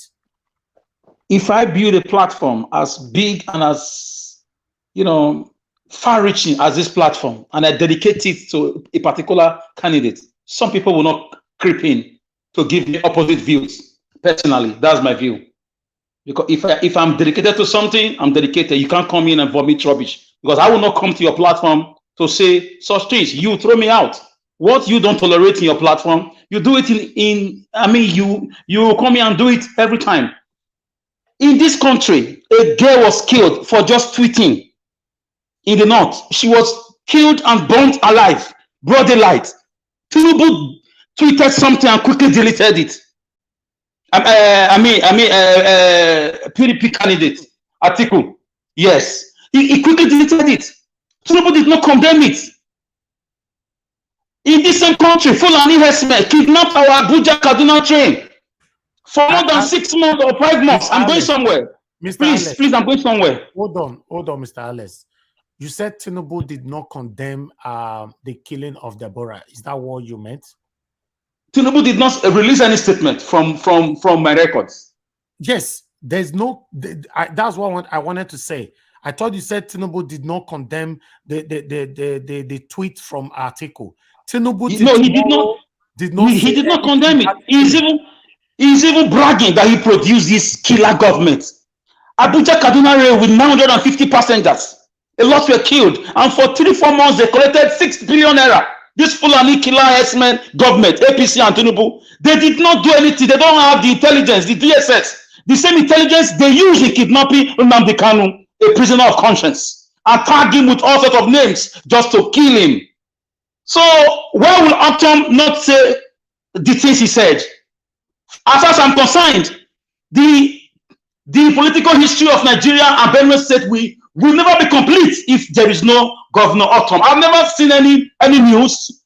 Anybody can say somebody has just apologized. You are the only one that has Google to check news. So for me, when you are doing a job, you do everything to show to your paymasters that you deliver today on Nigeria Watch and get your paycheck. So for me, the blood of the innocent Nigerians are going to work. All these things happening nationwide. Up till now, there is no electricity. ASU has been on strike. The same party, the same government Tinubu claimed that he produced. Is this a government? with snakes and tigers swallowing money? Is this a government? So what are we arguing for? All these years, where have they been? Countries are busy elevating their citizens. So I want to round up.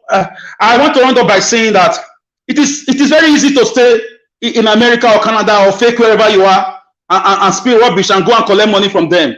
But karma is coming for you one day. Thank you. Thank you, Alex. Emeka, you say you wanted to say something. Please, you have 10 seconds. Yeah, if you say something, sir, please, I will say something for just 15 seconds. Thank you. I'm not talking about you. You talk too much, Alex. Mr. Nanjawa, I really, admire your enthusiasm to promote Peter Obi, which is very good. I really do that, and I know you're fair and just wanted to ask, in the case someone else becomes the president-elect, what would you do?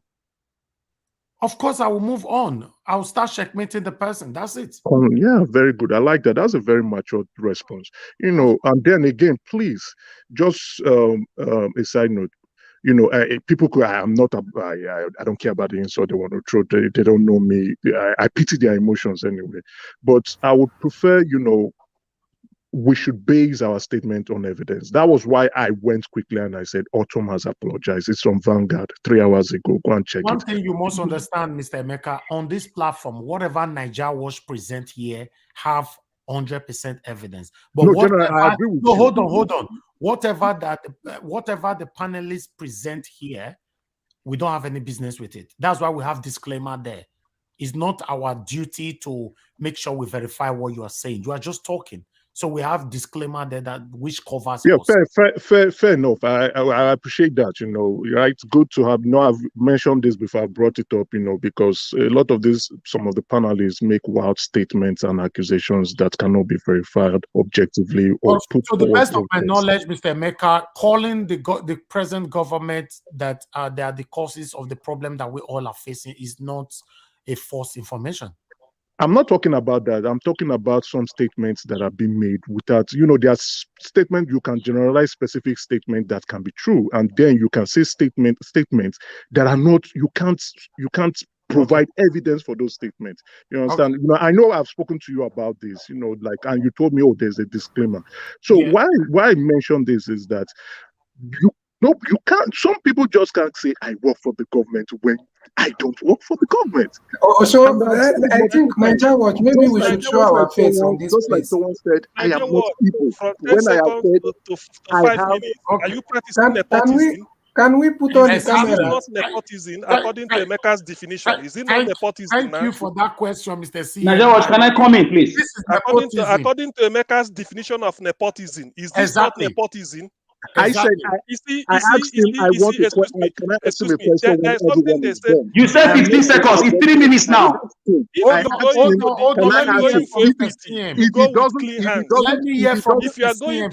doesn't acknowledge my request, it's fine. I'm not going to be upset. Okay, if please he doesn't acknowledge it, it's hold fine. on, Mr. Emeka. Mr. CM, please go ahead. You were saying something. If you go into equity, go with clean hands. I remember at the earlier stage when Emeka started coming here, there was a time he complained that he was insulted left, right, and center, even calling his moms out or something like that. Everybody listening to him. At the end, I asked him a question. I said, did you insult anybody back? He said yes, that he even insulted me and all these others. I said, so it's 1-1 now. If I slap you, you slap me. Why are you complaining that I slapped you? But if I slap you, you didn't slap me, then you're on the side of equity, which means I'm the victim. But I slapped you, you slapped me back. And yet you are going to tell people that I slapped you. And they ask you, you say you settled the score. So that is what I'm trying to point out. Okay. It's not that somebody makes a complaint. The person, it doesn't mean that whoever complains the loudest is innocent. Right. That's what I'm trying to point out. Now we've seen nepotism, another definition of nepotism this evening. This is a demonstration of nepotism by Niger Watch for Emeka. All right, Alex, you wanted to say something? Go ahead. Yes. What evidence do you need that Deborah was killed? Was she not killed? Did Tinubu condemn it? Did Atiku condemn it? Future president. Where people who want to be president in other countries, they come out to act as checks and balances in the meantime, pending the time of the general elections. Was Abuja Kaduna Railway not kidnapped and the people were burning themselves? Under the same government people produced. So where are the lies now? Where are the lies? Thank you. All right. I appreciate you all. If I have to give everybody time today to talk, we are going to sleep here. We are not going nowhere. But the person I would like to hear from, and I'm deliberately going to give this person 3 minutes to talk to us before we go, is going to be, Mr. Fidelis. Mr. Fidelis, I'm giving you 3 minutes to round up everybody this evening, and let's go. Thank you, sir. Thank you very much, Niger Watch. Thank you very much. You see, I want to start with Ortom. When someone here is saying Ortom was generalizing or condemning all the Fulani, that's not true. That's simply not true. But when your people are being killed, I mean, you expect Ortom to come out and start dancing in the street and say, yeah, I'm happy. I mean, let's be human here. Let's be human. It's not true that he generalizes. The problem he has is that some people who are some organized people in the Fulani community are not condemning what is happening. This is the truth. They are not condemning it. If some particular segment of your people are doing something bad, and then the majority is quiet, how do you want that man to think? What do you want him to contemplate? What? So somebody should not come here and say Emmanuel Ortom generalize. That is simply not true. That's misleading. That's misinformation. That's not true. And nobody is a child here. There is no way a complete race all of them will be evil. It's not possible. But if you are keeping quiet and then you are not condemning what some people in your group are doing, then you become suspicious. That is the fact of the matter. And then a brother here talk about Deborah. Deborah was slain for merely voicing her opinion, an opinion that was not harmful to anybody. A girl says this platform is not meant for religious content. It's meant for our school issues. That is all her crime. He was slain. Her life was taken away from her, just like that. And then somebody wrote something and quickly deleted it to avoid offending people. And then you tell me that person is the one that's supposed to rule over other people. It's not possible. It's obvious that he's not sensitive. It's obvious. All right. He's only interested in power and all those kinds of. So please, let us call a spade here. All the things that is evil and wrong, let's condemn it. If nothing in our country, for instance, in other places, black people were being killed in America. You see, Biden went to George Floyd's memorial, something they built there, and got there and kneeled down, apologized. Nigerians are dying of hunger, flooding, and everything. Their president is in Buckingham Palace. You tell me those are people who are sensitive to rule over others. Please let's only learn to be honest with ourselves. Be honest with yourself, and then if you don't want to be honest with me, that's fine. But please just be honest with your own self. Because all of us have eyes to see, we have ears to hear, we have our minds and brain to configure things and then make out sense out of it. It's as simple as that. So let's not come here and try lecture adults who knows what is happening. We are seeing whatever is happening in Nigeria practically. The evidence is clear. So thank you, that is Mr. all I've got to Fidelis. say. I yield. Thank you, Mr. Niger. Thank you, Mr. Fidelis. God bless you. Somebody else, those can still join us for here now. I want to do this one. And queue. We have more than 50 people on the queue wants to join the screen. We don't finish. We don't close. Mr. Audio, I don't know how you think it's here.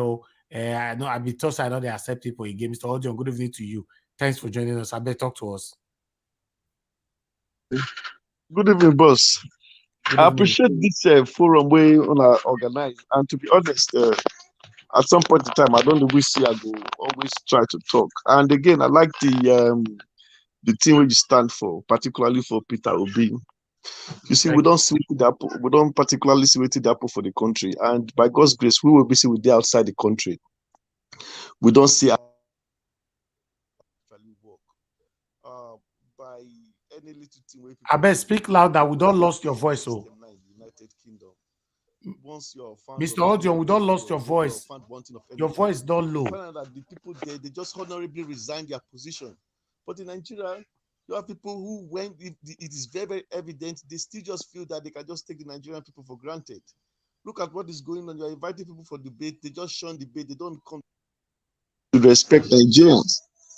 And we are here opening our mouth and still calling those people to come to power. If someone cannot respect the fact that they need to sell their ideas to you, they need to even at least show Nigerian populists some respect to at least attend debate. They don't even come. So when you're looking at when you're looking at what is actually happening, this tells you what these people are going to do when they get in power. Peter Obi is not a saint. I keep telling people, if by virtue of me choosing someone I will vote for, personally I would want to vote for Showore. But as it stands now, the only person I see that can actually do it is not a saint. It's Peter Obi at the moment. All right. Thank you very much. Yeah, thank you, boss. I just wish I would say more. Thank you, Sean. Okay. No, if you have more to say, then you have 1 more minute. Go ahead. Okay. So when you're looking at what is happening, you're seeing too many things that are happening in Nigeria. Yet some people will still open their mouth and canvas. Listen, we don't need any person to be politically correct now. You have to say the things as it is. Say it as it is. Educate people. Because what is killing a lot of us in that country is that some people, most of us are not exposed. They've so impoverished us that you don't even think rightly. Nigeria is now a country where when you are sane, the system tends to paint you as someone that is insane. That's the problem. So when you come out to outrightly say things as it is, they start using 1 or 2 things to just match your tongue, to press your neck. Whatever Ortom is saying, that man is not a child. That man cannot just wake up and start talking. If you experience what that man experienced, listen, even by virtue of looking at videos, watching videos and seeing how people are slaughtered, that tells you the people you have around you are not human beings. They don't even care. Whatever their agendas are. Sorry, I'm saying this, but the fact is we have to say things as they are. You cannot gladly wake up in the morning and just take your things that you want to go to Nigeria and you feel safe. So if we have someone that can outrightly speak the truth, at least let people understand that we're not blind to what is happening. And then people are coming like, do you know how many things that man have said? The man have said, okay, nobody pointed out that this man wrote a letter to the president, went to the president and tell the president that he needs security in his states. Nobody's even talking the effort he made. But because he now came out now, outrightly said this, now people are now casting aspersions on him. My brother, let's call a spade a spade. Let's not look for somebody to come and sugarcoat any person that we can evidently see that the person is not what we need. How can somebody wake up and own Lagos State? Somebody is worth trillions of naira. You cannot expressly express how you made your money. Then we're talking, that's the problem we have in that country. You have people who just want to defend people because they feel they are more educated or they can speak eloquently and just let people understand that they have divergent views on something. It is time we call a spade a spade. Nigeria is not working. As I'm talking to you, do you know what the exchange rate is? Nigeria, to £1 is 950 naira. I was still talking. Someone that came and said he wants to continue from where Buhari stopped, and someone is coming here to listen, whatever it is. We don't need we just need someone. I'm not saying Peter Obi is a saint, because even if Peter Obi comes in now, the effect of what Peter Obi may not be even felt by our generations. But at least we just need somebody to just give hope. That at least the body language can even sell hope to Nigerians. Do you know what we do? Okay, imagine you as a Nigerian living outside the country, you can't vote. But yet, we have BVN, We have so many things in this country that we can use to say, okay, you want to correct so many things. But for us to cast our vote from this country, we can't even do that because the system has deliberately designed to make sure that voting process is difficult. If you're looking, if you count so many things, you just listen, my brother. Nigeria just has to work. Is it okay? What about the NSAS protest that happened? Nigerians are outrightly shot at. And yet someone is still talking about APC. People are at home.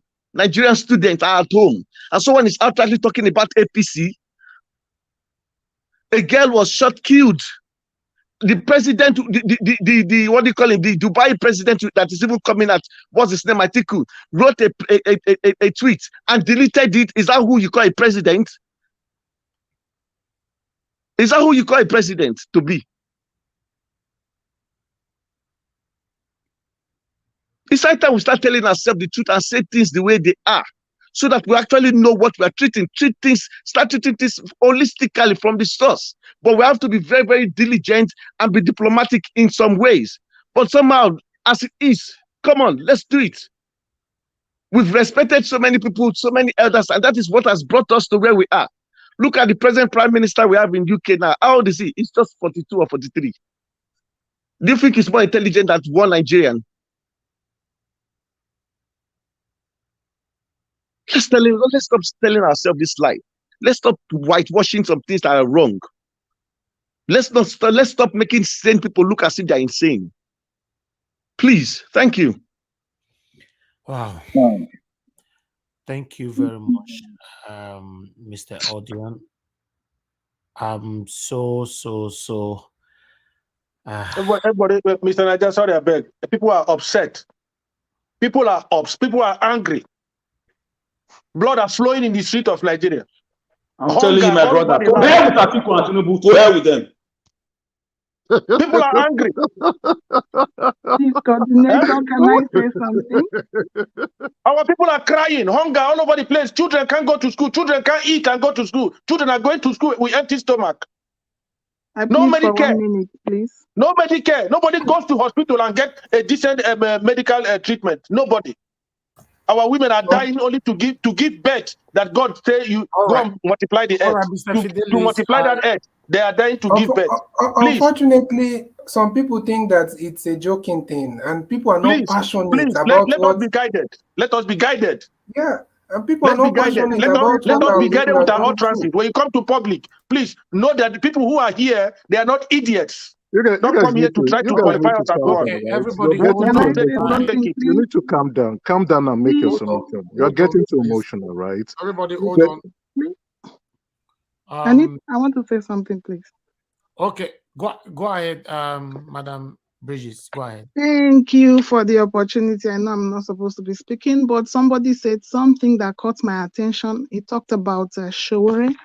All of us were in that shoe where we believed the Showore candidacy in 2019. I think Odorige from the UK was projecting him, and with the passion with which he was trying to fight the things happening in the country, we felt he's the right person. But at this point in time, I want to say there are times and seasons. And then anybody that is going to host the existing system must be somebody too that can, not can by way Nigerians define ability, but has a greater chances. The system has tried to cripple Showore to the point that he's not viable at this time. Moreover, I see even though I have issues with his approaches sometimes, but I feel that he and every other force that feel they mean well for Nigeria should have aligned with Peter Obi. Somebody will ask me, and like he has always said that Obi has also been part of the system. He was in PDP, he was in ABGA, he was here and there, you know. But what I understand about the person of Peter Obi is that because Nigerians have believed that you need a certain structure to win elections. Thank God that the status quo is being challenged right now. Because of that belief, actually, the way these bourgeois made themselves formidable, you can't break their ranks and files without coming from within them. So Yes. I would Thank say you. that Yes. Peter Obi was in those places thinking that's where he had opportunity. But thank God he took the steps he took and broke away. I would still Yes. call him not a conventional politician Yep. because his antecedents speak to that. So now that God created an opportunity for him to come out, and Nigerians knowing that there is for once in a lifetime a politician whose records can match that of Obi, I think that every other person, the candidacy of SDP, every other smaller Yes. party should align behind Obi if they mean well for this country. It's not about who can shout so much. It's who will get us the results we are looking for. And for somebody like Shore, I feel that if he had pulled his force together with Obi, like if you are getting impressions about me and you come close and see that that impression is not exactly as you think it was, why wouldn't you change some of your stance? He has come Yes. closer, Obi, and is able That's to it. know that Yes. some of the impressions he That has about him are not exactly true. Why don't yep. you pull your weight together if you mean well for the country? For the And then country. with that, if you get there and there are so many things are not playing out well, by then, one, you would have advertised your ability and your credibility. Two, Yes.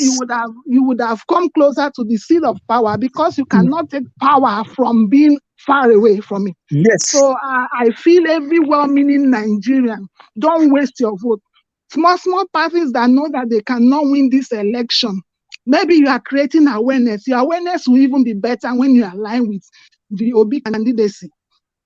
Do not waste your vote, your platform, your time and resources only to just answer a candidate. Most of these candidates are not known. There are 18 parties.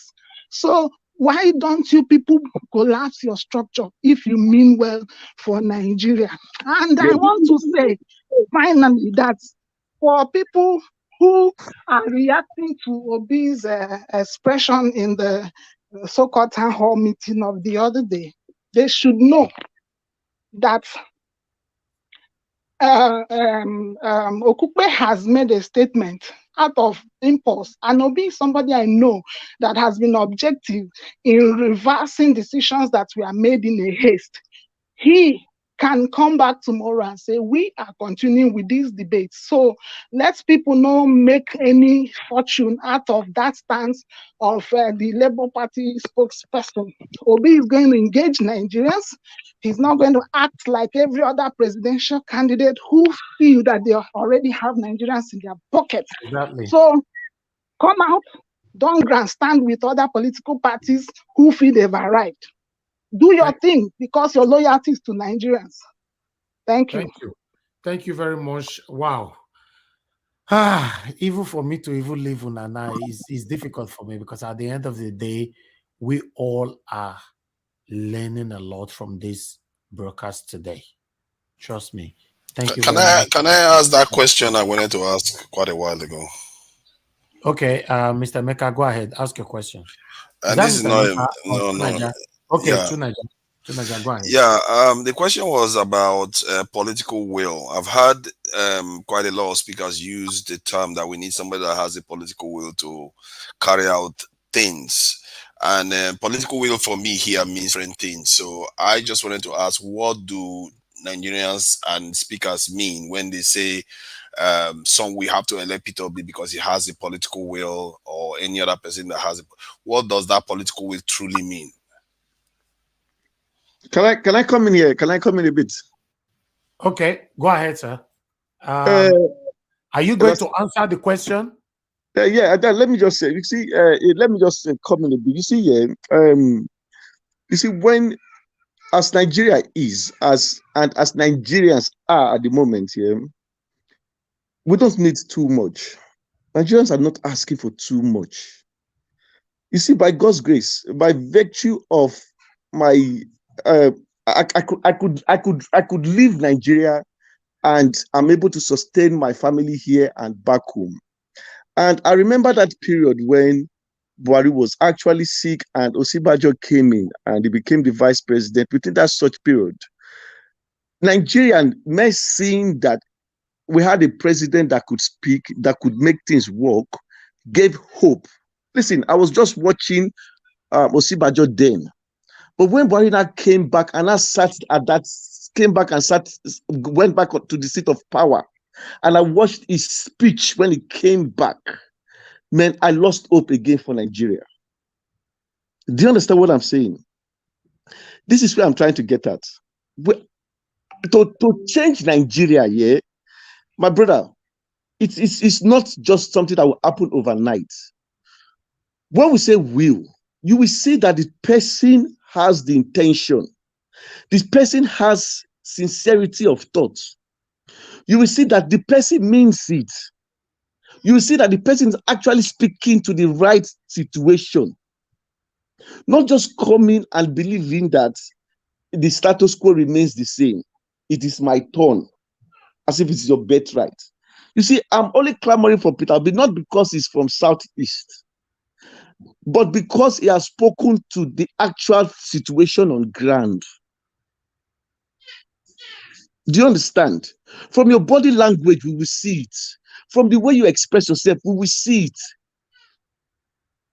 From the way you try to move around to put people together, the good, the bad, and the ugly, because whether we like it or not, a saint can actually just wake up and change Nigeria.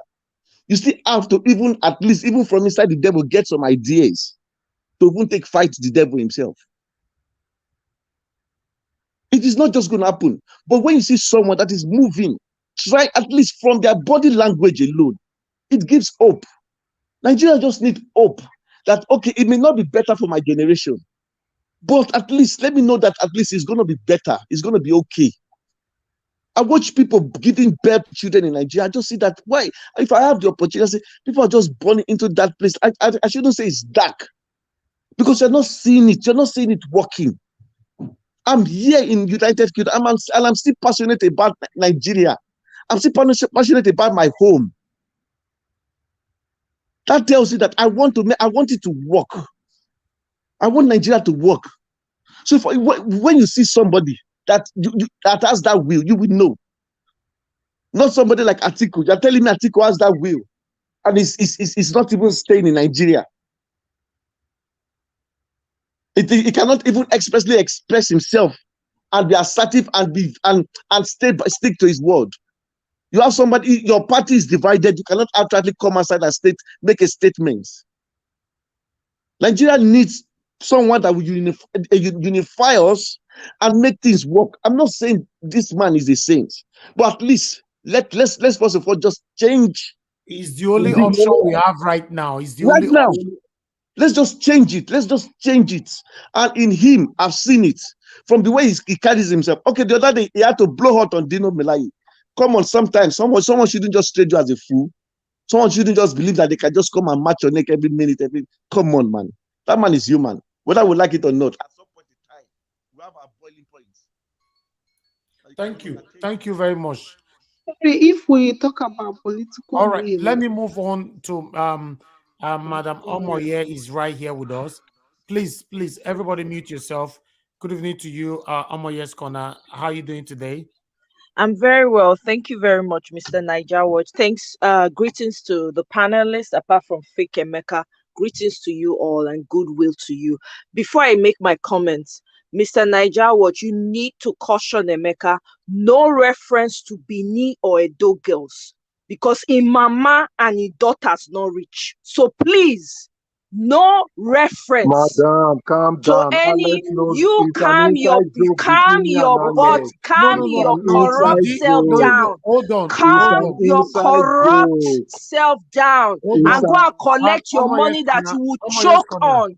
Omoye's Corner, please, no insult, please. Did he reference to the Edo? Yes, in the comment section, in the private section, he should never in his lifetime. Now, it's an inside joke. the Alex reason why stays I'm in come here, Alex stays in Benin. Alex know what I'm referencing to. fake He just came in and Emeka, started speaking fake anyhow. He Emeka, knows my eat reference. your He knows what I'm money in saying. It's peace. an inside joke, madam. You Eat talk your anyhow. money You in talk, peace. you No talk, inside you joke talk on anyhow. a platform with women. Emeka, it's okay. No inside joke. It's okay. It's okay. Emeka, you need to have respect for women. I beg you, don't do. Emeka. No, but it's quite unfortunate. I've been telling you this, Emeka, for some time. It's okay, Show Emeka. respect to women. Thank you. Emeka, I can see CBD on the private chat is also attacking you there that you should respect women. So I don't know what you are trying to defend. If everybody on the private chat, I am not referencing anyone. It's a joke between me and Alex. We are going. Keep your jokes to yourself separately. Between me and it's Alex. Okay now. Since that was for the I private do not chat, respect to anybody. It's me and Alex. It's a joke. Thank you. It's all right now. It's okay. It's okay, King Emeka. Thank you. Omo Yeskona, please go ahead. Okay, so first of all, I want to address Governor Ortom's speech. Governor Ortom did not generalize. He was very specific in calling out the Fulani people that have brought a lot of mayhem to his state. I don't know what human being with a conscience will not react the way Governor Ortom is reacting. I don't know. Because we are living in a society, literally people are dying. I mean, what are we talking about? I cannot have respect or regard for anyone who sees the situation in Nigeria right now and is comfortable with it and is coming here to spew conspiracies to us. We can't have it. This man, a certified copy has surfaced in the internet. They have certified it for the public to see that you have a drug baron, a tax evasion man, and a money launderer walking your society. In the societies that we all live in, how many of them can come out and put their chest out and say, yes, I want to run for office? How many of them? It's only in Nigeria. You have people coming to justify the unjustifiable. They have crippled people with poverty, with fear. People don't have a voice. And we're talking about it and people are saying, no, don't be careful what you say. How can you be careful in the face of immorality? Do you know the international implications of what is going on? Do you know that we're talking about Hush Puppy? Hush Puppy is a small boy compared to these people. Small. Not that I'm reducing his offense, but compared to these people that you are trying to put into office, Hush Puppy is small. The crimes the man has committed is small, and who brought it upon people, the likes of Hush Puppy? We are very quick to call out the citizens themselves when they do something. Abike Dabiri came out the other day and was castigating Nigerians and saying, when you people go and do drugs or whatever, you people will not come. What did she not refer to Nigerians in a condescending way? Here is a man now that is coming out as a candidate in front of Nigerians. Nobody has heard anything from Abike Dabiri. Nobody has heard anything. Everybody's quiet. Do we realize how much power we have in our voices? Do we understand the power of our voices? I do not buy into the idea of, there's nothing really. Yes, we can do something. We can make enough noise. It may not keep him from contesting the election, but it will be known that we made our voices heard. Why are we've been quiet for centuries? Look at where it has gotten us. That the worst of us is now the ones coming out and putting themselves out to run for office. Our people are living in fear back home. Look at the borders, it's flooded with Nigerians. Some of them are being slaughtered. They've not even crossed. They've been slaughtered already. What are we talking about? There's no time to play safe anymore. Is it when you people hear that Nigeria is now born, everybody's running? Is that when we will all now be shouting? Because I don't understand. We talk about Nigeria as though everything is still... It's not okay. It's not okay. Please, my people. It's not funny either. It's not funny. People are being overtaken by floods. There's no food. People can't even go to their farms anymore. They are chopping off people's hands, kidnapping the ones they want to kidnap, selling them into slavery, forcing them to marry their bandits and their thugs and their cultists and their agberos. And we are here talking about we're trying to speak grammar. If Nigeria, if your candidate is so sweet, why don't you move back home to Nigeria and go and live in that sweet country? Because you are defending the candidate. Go and stay in the society they've created for you and see if you will come out alive. Whether you even have mouth to be talking when you are in Nigeria, we will know. I'm really tired of all these Nigerians living overseas. You are comfortable, but you are okay with Nigerians continuing to vote thugs in. These people are cultists. They sworn an oath. They are demonic people. I'm not going to take it. It's either this fake Emeka leaves, because it's already been clear that this platform is for Peter Obi. He comes here to make bank on top of everybody's head. They've paid him, so every time he uses that energy to come back and be repeating the same nonsense. I'm sorry. The same nonsense. Please, we can't do this. We have less than 100 days to go. We should be talking about how to get our candidate in as president. We still have a lot of work to do. People are dying every day. Yesterday here, they just kidnapped people. And another place, people just accident. Another one, they just sell some people for border as slaves. There was another lady that was posted in our WhatsApp group yesterday that was slaughtered. Exactly. What are we talking? I couldn't look at that, man. I could not. There's just too much horror. People that come to this platform to spew this propaganda about this so-called Agbado and Mikano, I not understand.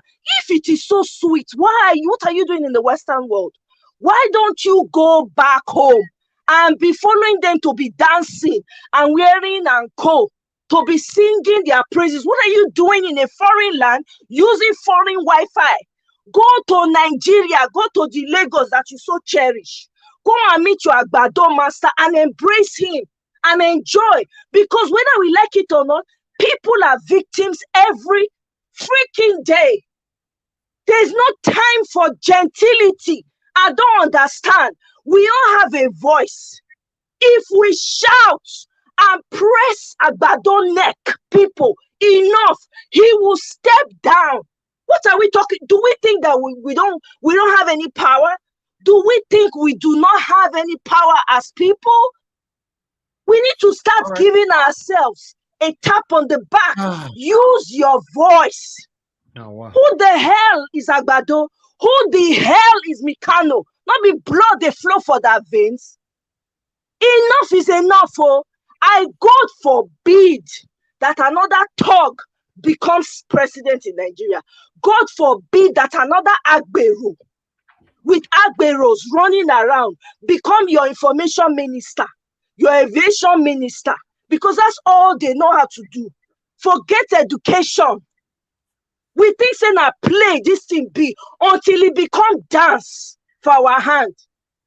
I'm tired of hearing this. If Emeka shows up on this platform, I will not be here, because all he does is come to disrupt every single time.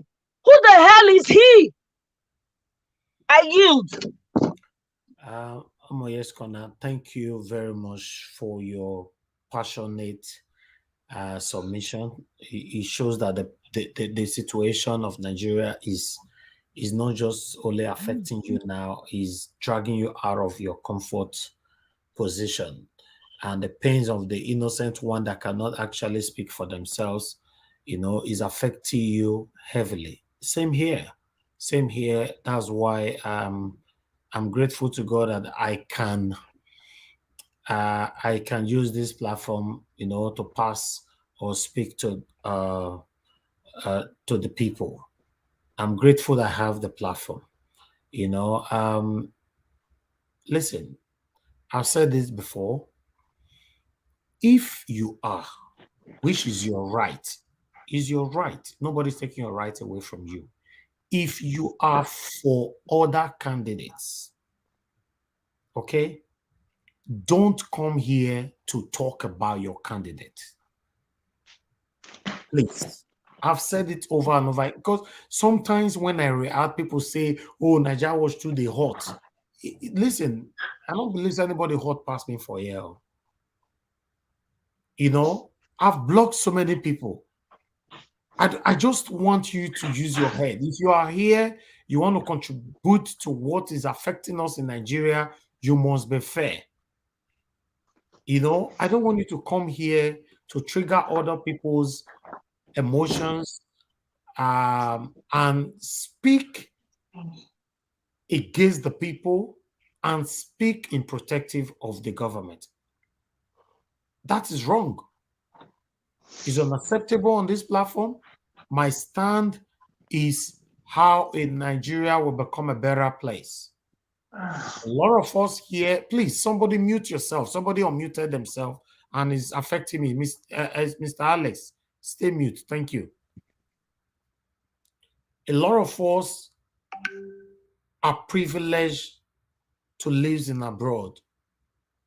Many of us are privileged to have a better life. But what about those that are being killed every day? They are not privileged. They don't have no hope. They don't have any options. You and I have other options when it comes to that. So sometimes when you are speaking, my question is, do you listen to yourself? Do you listen to yourself, or do you think that I'm speaking against the people and people are dying every day? People are hungry. Buhari is in London right now. He doesn't care about Nigerians, the common Nigerians. He's not interested. The Tinubu that is clamoring or people clamoring for or that is fighting that want to become a Nigeria president, Tinubu have never one day, like my brother Alex said, made any statement about Deborah. Atiku synthetically did and he deleted it. And these people, you people are clamoring for to become our president. What a word. I was listening to someone today on Instagram. The person said they have decided never to care about anything to do with Nigerians, not Nigeria. And people ask him why. He said, yes, because Nigerians are the one that put us where we are today. Because when you are fighting for them, they'll be fighting you back. And that's what I'm receiving right now. Check it. The people that have insulted us more on this platform, they live abroad. The people that is fighting against the commoners back home, they live abroad. They are enjoying every single benefit in abroad and supporting the government. These same people cannot go back home to go spend 6 months. If they even go mistakenly, they go there and spend a week, 2 or max 3 weeks, they don't run commands. Why are you running? Just wait for the Fulani herdsmen to kill you. Wait. Don't run. How long are we going to continue like this? How long are we going to continue to deceive ourselves? Please, I repeat this. If you are here for government and you are here against the people, whenever you are identified henceforth from today, I will block you. We used to have a fake person who was here with us before who labeled me that I act as a dictator because it was blocked. I know someone else tomorrow will call me a dictator. I don't know how you will label me to be a dictator on my own platform. I have the right to choose what I want to use my platform for. I have chosen that my platform is for Mr. Peter Obi. Mr. Peter Obi not give me any money to do what I do now. I've never talked with him verbally, never. So if you think, oh, now they pay this guy, no. And by God's grace, we are not hungry. Many of us that live abroad, we are not hungry for Christ's sake. Whether you like it or not, forever, we not go ever beg for food again. It doesn't matter if you get job, you not get job. As long as you don't there abroad, forever, you not go beg for food again. So why can't we genuinely fight for the people back home? I don't need anybody to pay me for this. If I was doing this because like some people build their platform, they start using it to collect money. If that was my mission, I know where I go. But I have a conscience. I have a heart. People are dying every day with billions of dollars in their account, billions of pounds in their account. I was in the hospital the other day as I just came from Nigeria. I was not too feeling well. I went to the hospital the other day. I saw somebody by myself who told me a date and time I'll be giving to him. Now, Igbo man, because he get cancer, he was just talking to me. Where I was waiting to take an X-ray, he was sitting close to me. I said, are you joking? He said, no. He was not even feeling it. He was just telling me, yeah, that's life, man. I was like, I was feeling goosebumps all over me. The man I'm talking about right now told me, which God forbid, because I believe God can still do it. He told me that he will die on the 9th. That's on the 9th of January that they give him. Between afternoon or evening, anytime from that time, saying I ain't want to die. He was telling me in the hospital. My head was big. I was like, wow.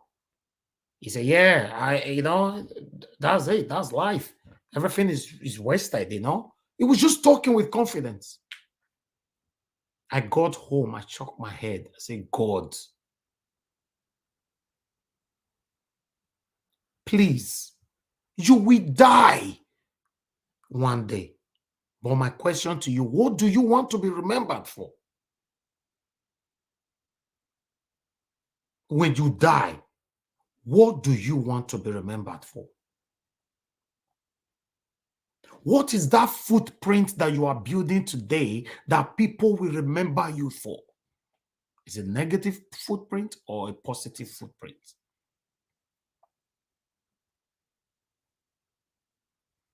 I come on this air all the time. I normally say nobody have anything against me. I talk like Jesus Christ. Whereas I'm not Jesus Christ. I'm not perfect. But I know why I always say nobody have anything against me. I've never done anybody wrong. I can't do you wrong. I'm minding my business. I'm fighting for the betterment of my society, of my country, of anybody close to me. Why on earth, please? I understand this is your party. Let's go beyond party this time. Are you feeling the pains of the people? Of the people in Nigeria right now? When was the last time you visited Nigeria, for Christ's sake?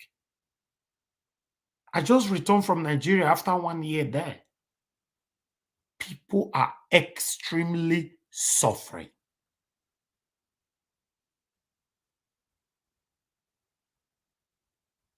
I don't want you to see me as a dictator or I'm rude. But henceforth, if you're on this platform, till February and you speak against what we stand for, I will block you out. I'm not going to remove you, you'll be blocked. That's it. And everybody I blocked now, I will unblock all of them after February. Because at that time, we are standing for something else. And I also want everybody to know that I dedicated everything to do with me for Peter Obi right now. But I have to say this because in case you start hating me tomorrow, by God's grace, if Mr. Peter Obi emerged as the president of Nigeria, immediately when he's sworn in, that's the day we will start checkmating him. There's nothing like biasness on this platform. I'm not a greater person. You see the money when I also say person give me so with this screen, so this 10 pounds, $10. So I value it more than you coming behind me to tell me we want to give you 50 million. I beg, use your platform to work for us. It's not possible. I'm not that kind of person. Do your findings. Almost everybody are researchers. Do your research over me. You cannot even reach me. That's the fact. Send me email if you see if you receive a response. It doesn't matter any kind of emails. Except you are applauding me. Yes, I'll say thank you. Say you can't say we want to give you this money.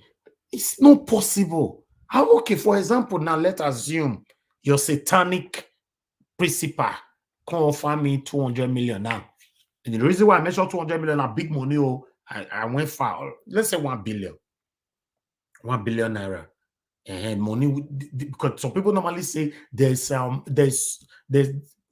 kind of amount that you cannot say no to. That's why I'm mentioning that big money. Let's say 1 billion. And my hair go swear, right?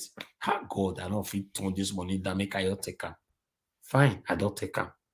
The next day on my broadcast, what do I tell the people then? Because remember, that 1 billion naira will come with conditions. Always have that in mind. First, they'll say that Peter Obi for 2023, Peter Obi for president, remove it from your platform. You go day side. Now, they'll say, allow all our people to be coming to your platform to talk how they like. Don't object them, Abby. Don't interject them. Listen, nothing go for free. There must be conditions. Now, if these conditions apply, you can't come this platform. If they say, now, Peter, your satanic party go win. Now, go win me. Or they say, yeah, go ahead. Now so. So these people who believe so much on me will not ask me question, right? This is what the politicians are doing. People who fought for them, when they get the power, they will use the power to fight you back. They don't have a conscience. Look at Obaseki that this same platform fought for. Obaseki is using the same power now to I don't know, to deal with Edo people. That's human being for you.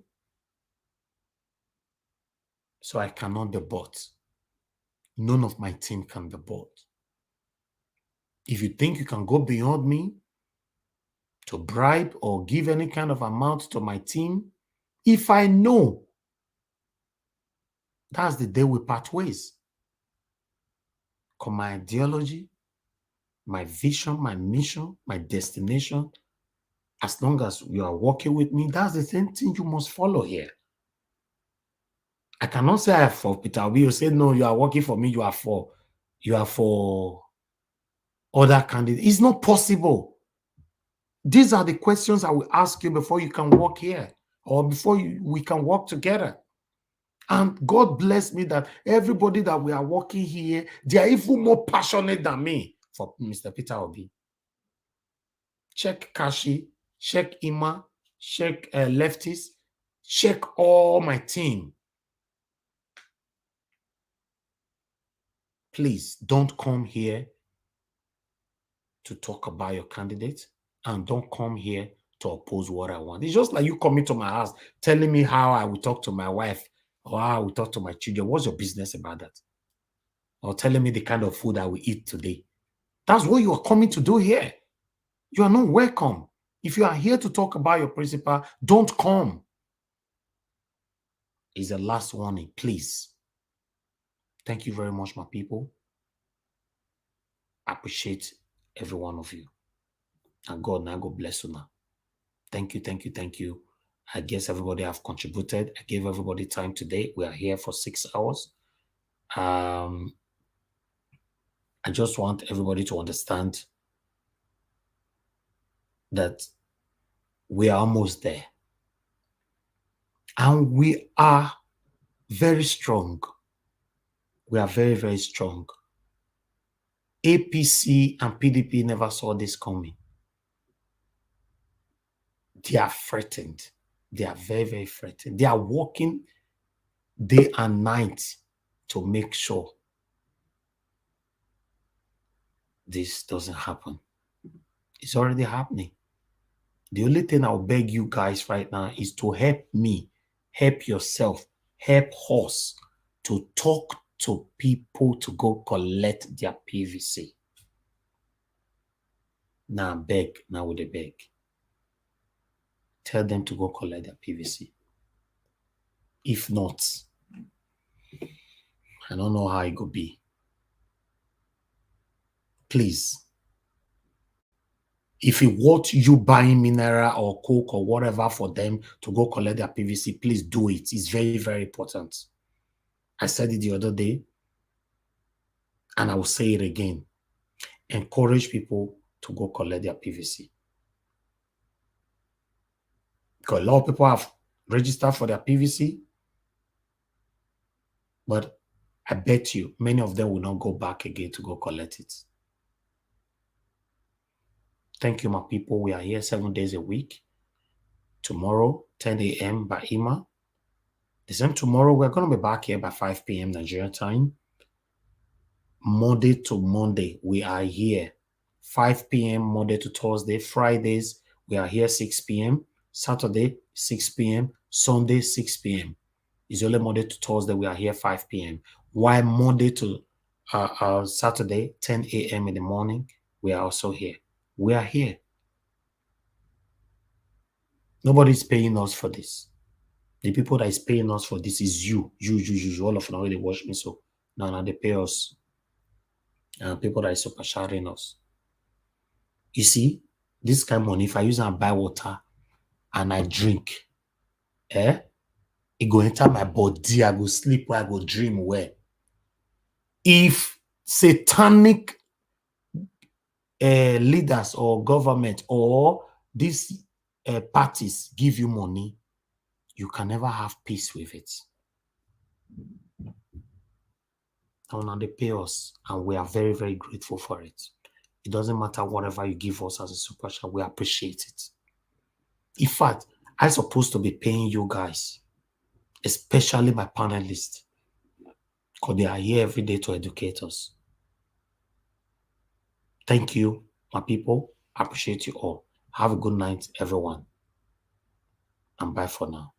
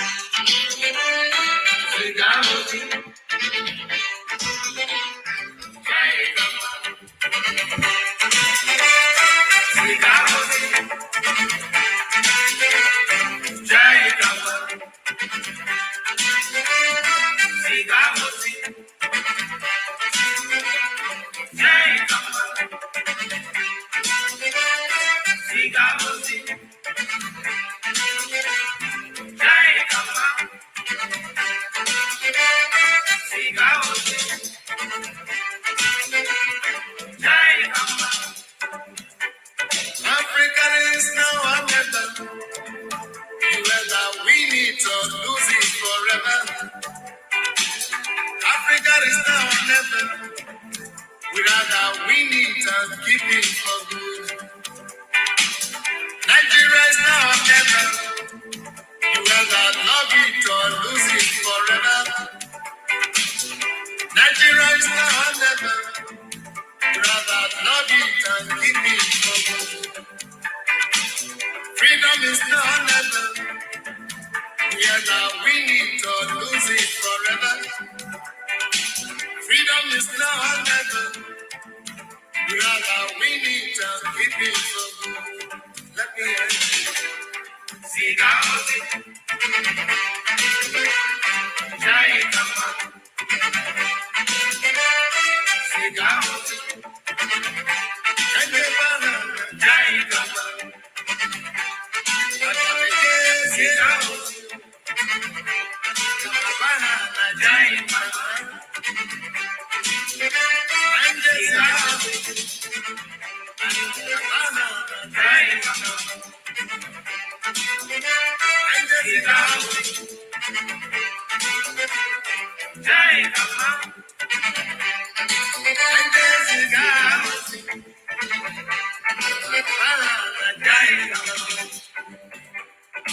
Africa is now under.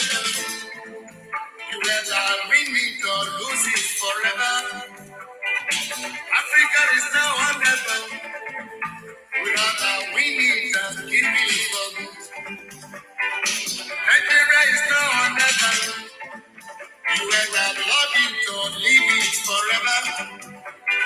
Nigeria is now or never.